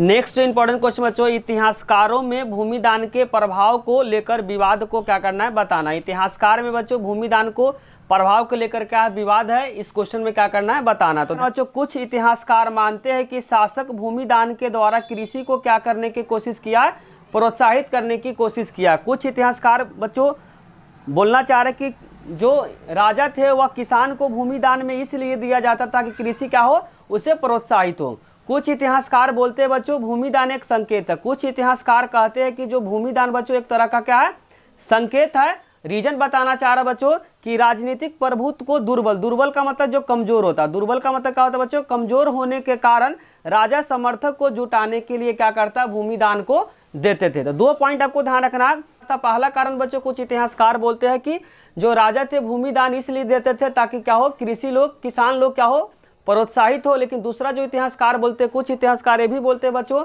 कि राजा क्या थे, दुर्बल थे। दुर्बल का मतलब कमजोर थे, और प्रजा को समर्थन जुटाने के लिए क्या करते थे बच्चों, भूमि दान में देते थे ताकि क्या हो, प्रजा उसके साथ रहे। नेक्स्ट जो इंपॉर्टेंट क्वेश्चन बच्चों, क्वेश्चन नंबर 71 जो MCQ के लिए बहुत इंपॉर्टेंट क्वेश्चन है। क्वेश्चन है, डैश में कुछ शासकों द्वारा सोने के भय का मतलब होता है सोना जो होता है जो उच्च गुणवत्ता वाला। ध्यान रखें सोना जो है किस तरह का बच्चों, उच्च गुणवत्ता वाला। क्वेश्चन नंबर 71 में लिखा बच्चों, डैश में कुछ शासकों द्वारा सोने के भय का मतलब होता है बच्चों, ध्यान रखना सोना जो होता है उच्च गुणवत्ता जारी किए है। तो इसका आंसर हो जाएगा बच्चों गुप्त काल। अगर पेपर में पूछेगा उच्च गुणवत्ता वाला सोना का जो सिक्का वह किसने जारी किया था, इसका आंसर हो जाएगा बच्चों गुप्त काल। लेकिन इसी क्वेश्चन में थोड़ा सा लैंग्वेज चेंज हो जाएगा तो इसका आंसर चेंज हो जाएगा। पहले क्वेश्चन आएगा सबसे पहले सोने के सिक्के किसने जारी किए, तो इसका आंसर हो जाएगा बच्चों कुषाण शासक। लेकिन क्वेश्चन ऐसे आएगा सोना जो है उच्च गुणवत्ता वाला सोना सबसे पहले किसने जारी किया, तो इसका आंसर हो जाएगा बच्चों गुप्त काल। तो दोनों क्वेश्चन का को बारीकी से क्या करना है, समझना है। पेपर में क्वेश्चन आएगा सबसे पहले सोने के सिक्के किसने जारी किए, तो इसका आंसर हो जाएगा बच्चों कुषाण शासक। लेकिन क्वेश्चन आएगा सबसे पहले उच्च गुणवत्ता वाला सोना किसने जारी किया, तो इसका आंसर हो जाएगा बच्चों गुप्त काल। नेक्स्ट जो इंपॉर्टेंट क्वेश्चन बच्चों पेपर के पॉइंट ऑफ व्यू से लॉन्ग के लिए बहुत इंपॉर्टेंट क्वेश्चन है, 6ठी शताब्दी ईस्वी में सोने के जो सिक्के मिलने कम क्यों हो गए। ध्यान रखना, 6ठी शताब्दी ईस्वी में सोने के जो सिक्के थे मिलना कम क्यों हो गए, इसका क्या करना बच्चों, रीजन आपको बताना है। तो इसका रीजन पहला आपको देना, कुछ इतिहासकार का मानना है कि रोमन साम्राज्य के पतन होने के कारण व्यापार में क्या हो गई थी, कमी हो गई थी। कुछ इतिहासकार का मानना है या कहना है कि रोमन साम्राज्य का पतन होने के कारण व्यापार में क्या हो गए थे, कमी हो गई थी, जिसके कारण से सोने की जो सिक्के थे उसका क्या मिलना कम हो गया था। तो पहला आपको रीजन बताना, कुछ इतिहासकार का जो मानना है कि रोमन साम्राज्य में पतन होने के कारण व्यापार में कमी हो गई, जिसके कारण से सोने के सिक्के मिलना कम हो गए। दूसरा आपको रीजन बताना बच्चों, अन्य इतिहासकार का जो मानना है कि इस काल में जो नए नगरों और व्यापार के नए टेक्निक उदय हुआ, जिसके कारण से सोने के जो सिक्के हो मिलना क्या हो गया, कम हो गया। दूसरा बहुत सारे इतिहासकार का मानना है कि नए नगरों क्या हो रहे थे बच्चों, विकसित हो रहे थे, जो व्यापार के जो नए टेक्नोलॉजी शुरुआत हो गए थे, जिसके कारण से क्या हो गए थे बच्चों, 6ठी शताब्दी ईस्वी में क्या सोने के सिक्के मिलने कम हो गए थे। तीसरा रीजन बच्चों, आर्थिक संकट के कारण जो था वह क्या हुआ, सोने के सिक्के मिलने कम हो गए। नेक्स्ट इंपॉर्टेंट क्वेश्चन बच्चों, अभिलेख का क्या अर्थ है, कैसे निकाला जाता। अभिलेख का अर्थ बच्चों ध्यान रखना, कैसे निकाला जाता। तो ध्यान रखना, अभिलेख का अर्थ निकालने के लिए जो विद्वान विभिन्न लिपियों का क्या करते हैं, अध्ययन करते हैं। अभिलेख का अर्थ निकालने के लिए जो विद्वान है बच्चों विभिन्न लिपियों का क्या करते हैं, अध्ययन करते हैं, उसके माध्यम से अभिलेख का क्या करते हैं, अर्थ निकालते हैं।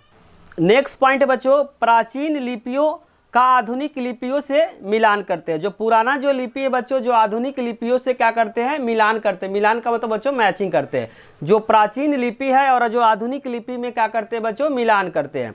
नेक्स्ट जो इंपॉर्टेंट क्वेश्चन बच्चों पेपर के लिए बहुत इंपॉर्टेंट क्वेश्चन है कि ब्राह्मी लिपि का अध्ययन को बताना, कि ब्राह्मी लिपि को जो अध्ययन किया था उसके बारे में क्या करना है, आपको बताना है। तो ध्यान रखना बच्चों, भारत में जितनी भी आधुनिक भाषाएं है, भारत में बच्चों जितनी भी आधुनिक भाषाएं है, इनमें प्रयुक्त लगभग सभी लिपियों का मूल जो है वो ब्राह्मी लिपि है। ध्यान से समझना बच्चों, बोलना चाह रहा है भारत की जितनी भी क्या है आधुनिक भाषा है, वर्तमान समय में जो भी भाषाएं है, उनकी जो प्रयुक्त लगभग सभी लिपियों का जो मूल है वो कौन सी लिपि है बच्चों, ब्राह्मी लिपि है। अशोक के जो अभिलेख मिले हैं वह अधिकतर ब्राह्मी लिपि में है।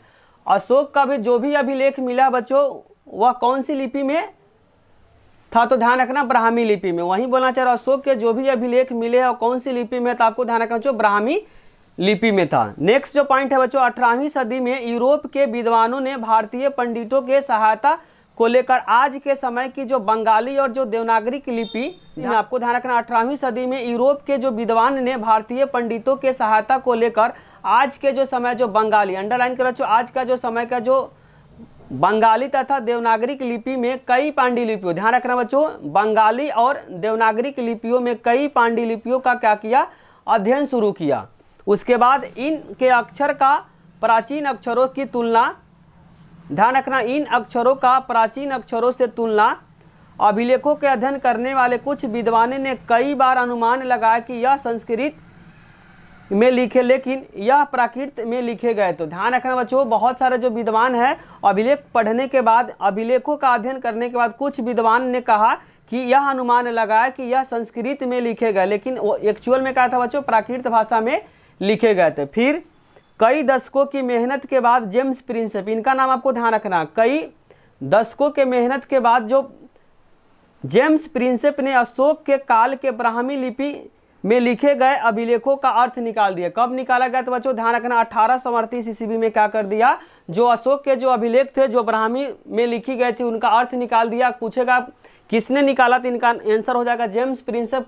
कब निकाला था, इसका आंसर हो जाएगा बच्चों 1838 ईस्वी में जेम्स प्रिंसेप ने जो अशोक के जो अभिलेख बच्चों जो ब्राह्मी और खरोष्ठी लिपि में लिखी गई उसका अर्थ निकाल दिया। कब निकाल दिया था, 1838 ईस्वी में निकाला थे। कौन निकाला था, अर्थ निकाला, तो ध्यान रखना बच्चों जेम्स प्रिंसेप ने निकाले थे। जेम्स प्रिंसेप कौन थे, तो ध्यान रखना जेम्स प्रिंसेप जो ईस्ट इंडिया कंपनी के क्या थे, अधिकारी थे।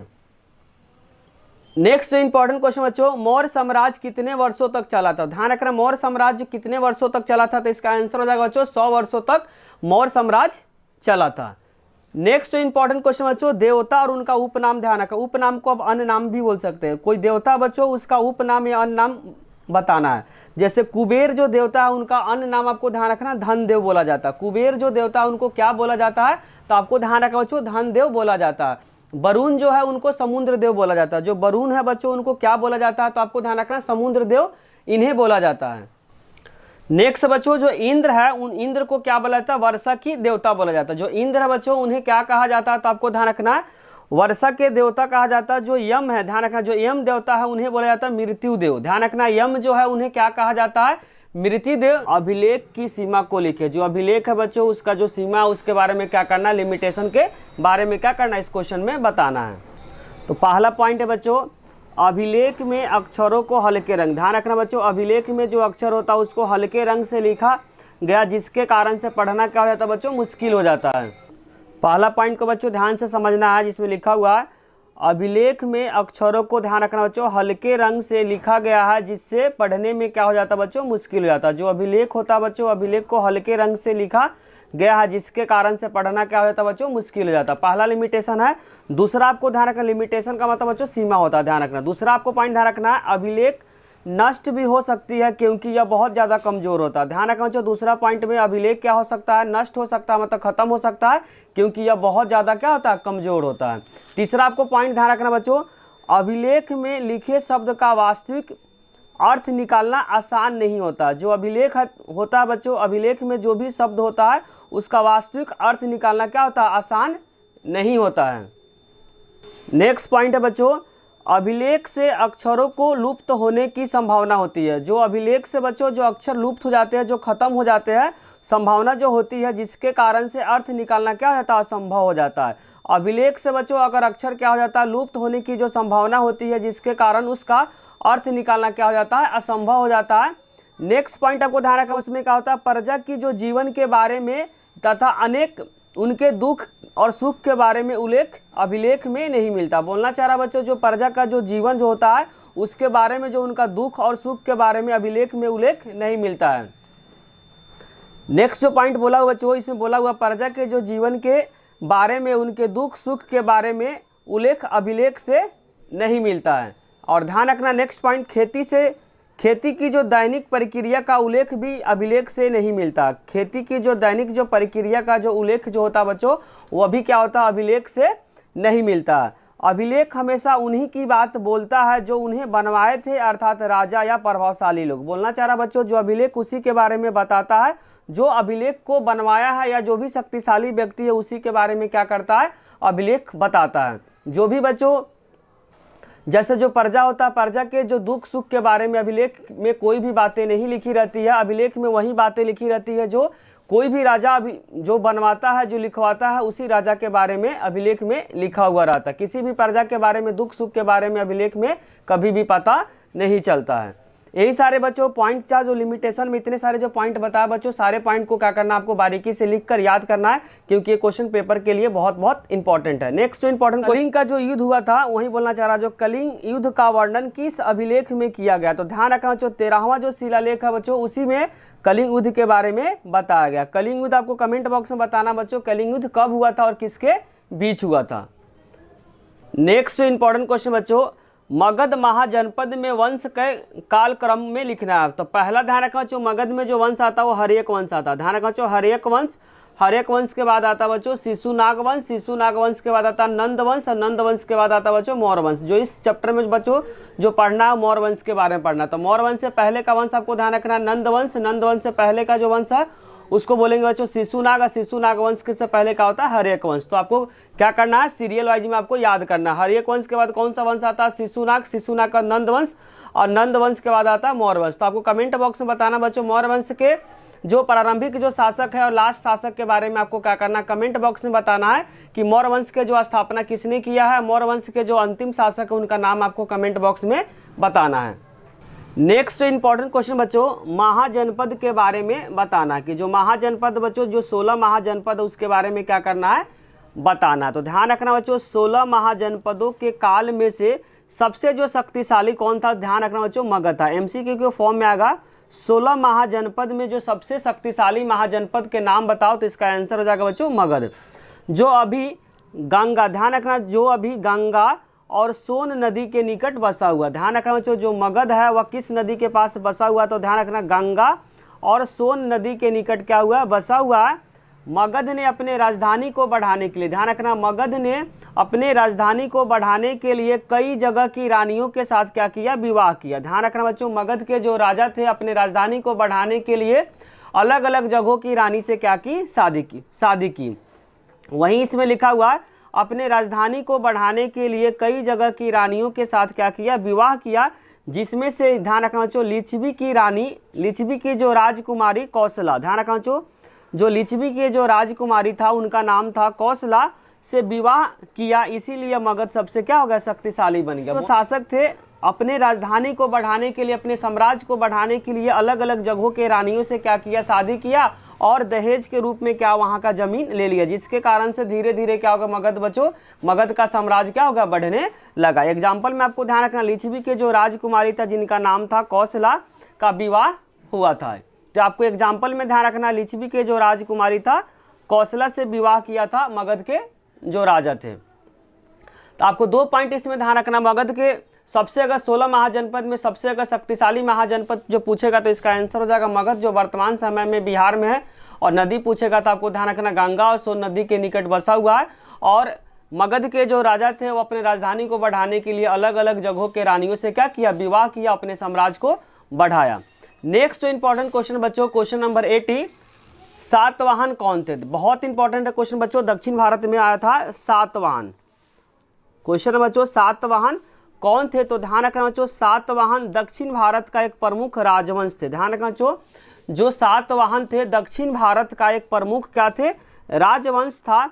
इस राजवंश का जो समय आपको ध्यान रखना 230 बीसी से दूसरी सदी तक। ध्यान रखना बच्चों, इस राजवंश का जो समय आपको ध्यान रखना 230 बीसी, ईसा पूर्व को शॉर्ट में बोलते हैं बच्चों, बीसी से दूसरी सदी तक थी। और इसकी जो राजधानी आपको ध्यान रखना बच्चों प्रतिष्ठान थी। इसकी जो राजधानी थी, जो सातवाहन की जो राजधानी कहाँ थी, तो ध्यान रखना बच्चों प्रतिष्ठान थी, जो अभी महाराष्ट्र में। प्रतिष्ठान वर्तमान समय में कहाँ पे है बच्चों, तो आपको ध्यान रखना कहाँ पे है, महाराष्ट्र में है। और यहाँ पे जो चलता था बच्चों मातृ शतात्मक, क्या चलता था यहाँ पे सातवाहन में, आपको ध्यान रखना कौन सा वंश चलता था, तो मातृ शतात्मक, माता का चलता था। इस वंश के शासकों ने अपने नाम से पहले अपनी माता का नाम क्या करते थे, जोड़ते थे। जो सातवाहन के बच्चों जो शासक थे वो अपने नाम के आगे माता का नाम क्या करते थे, जोड़ते थे। इसीलिए यहाँ पे लिखा बच्चों मातृ शतात्मक वंश। जो भी वंश थे उसके शासक थे अपने नाम के आगे माता का नाम क्या करते थे, जोड़ते थे। तो पूछेगा पेपर में सातवाहन में किस तरह का था, तो ध्यान रखना मातृ शतात्मक वंश वहाँ पे चलता था। कहाँ पे चलता था बच्चों, तो आपको ध्यान रखना है सातवाहन में चलता था। बच्चों मौर्य साम्राज्य इतना महत्वपूर्ण क्यों था, बहुत इंपॉर्टेंट क्वेश्चन बच्चों लॉन्ग के लिए, कि जो मौर्य साम्राज्य था इतना महत्वपूर्ण क्यों था। तो जब इतिहासकारों ने 19वीं सदी में इतिहास लिखना शुरू कर दिया। ध्यान रखना बच्चों, जब इतिहासकारों ने 19वीं सदी में इतिहास लिखना जब शुरू किया तो इतिहास का प्रमुख जो कालखंड है वह मौर्य साम्राज्य को माना गया। ध्यान रखना बच्चों, जब इतिहासकारों ने 19वीं सदी में जब इतिहास लिखना शुरू किया तो इतिहास का जो प्रमुख जो कालखंड है मौर्य साम्राज्य को माना जाता है। क्यों, इस समय भारत जो था बच्चों ब्रिटेन का क्या था, अधीन था। अधीन का मतलब गुलाम था। क्योंकि इस जो समय था बच्चों जब इतिहासकारों ने इतिहास लिखना शुरू किया तो उस समय जो भारत था वो ब्रिटेन का क्या था, अधीन का मतलब बच्चों गुलाम था। और आगे लिखा हुआ इतिहासकारों का जो आभास हुआ, जो महसूस हुआ कि जो मौर्य साम्राज्य के जो सबसे जो शक्तिशाली शासक है उनका नाम है अशोक। वहीं लिखना चाह रहा है इतिहासकारों को आभास हुआ, महसूस हुआ कि अशोक बहुत शक्तिशाली शासक है। इतिहासकारों को क्या हुआ बच्चों, जब इतिहास लिखना शुरू किया तो उनको एहसास हुआ कि जो अशोक थे वो सबसे क्या थे, शक्तिशाली शासक थे। मौर्य साम्राज्य के जो सबसे शक्तिशाली शासक कौन थे बच्चों, तो आपको ध्यान रखना है अशोक थे। नेक्स्ट पॉइंट बच्चों, मौर्य साम्राज्य 100 साल तक ही चल पाया था। ध्यान रखना एमसीक्यू के लिए ये लाइन बहुत इंपॉर्टेंट है कि मौर्य साम्राज्य कितने सालों तक चला था, तो ध्यान रखना बच्चों 100 सालों तक मौर्य साम्राज्य चला था। और यह उपमहाद्वीप के सभी क्षेत्रों में नहीं फैला था। ध्यान रखना बच्चों, यह जो मौर्य साम्राज्य था उपमहाद्वीप के सभी क्षेत्रों में नहीं फैला था। नेक्स्ट पॉइंट आपको ध्यान रखना है, यहाँ तक कि साम्राज्य के जो सीमा के अंदर, ध्यान रखना बच्चों, यहाँ तक कि जो साम्राज्य के सीमा के अंदर अशोक का जो नियंत्रण एक समान नहीं था। कहीं पे ज़्यादा पकड़ था, कहीं पे बिल्कुल पकड़ नहीं था। इसीलिए यहाँ पे बोलना चाह रहा है यहाँ तक कि साम्राज्य के सीमा के अंदर अशोक का जो नियंत्रण एक समान नहीं था, मतलब एक जैसा नहीं था, और धीरे धीरे क्या हो गया बच्चों, कमजोर पड़ने लगे। धीरे धीरे क्या होने लगे बच्चों, कमजोर होने लगे। नेक्स्ट पॉइंट बच्चों, एमसीक्यू के लिए लाइन बहुत इंपॉर्टेंट है, आपको लाइन को याद करना है। यूनानी स्रोतों के अनुसार, ध्यान रखना बच्चों, यूनानी स्रोतों के अनुसार मौर्य सम्राट के पास 6 लाख पैदल सैनिक थे। ध्यान रखना बच्चों, 6 लाख क्या थे, पैदल सैनिक थे, जबकि 30,000 क्या थे, घुड़सवार थे, और 9,000 क्या थे, हाथी थे। यूनानी स्रोतों के अनुसार मौर्य साम्राज्य या मौर्य सम्राट के पास क्या थे बच्चों, 6 लाख जो थे वह सैनिक पैदल सैनिक थे, जबकि 30,000 क्या थे बच्चों, घुड़सवार थे, और 9,000 क्या थे, उनके पास हाथी थे। इसको आपको याद करना है। यूनानी स्रोतों के अनुसार मौर्य शासक के पास 6 लाख क्या थे बच्चों, पैदल सैनिक थे, जबकि 30,000 क्या थे, घुड़सवार थे, और 9,000 क्या थे, उनके पास हाथी थे।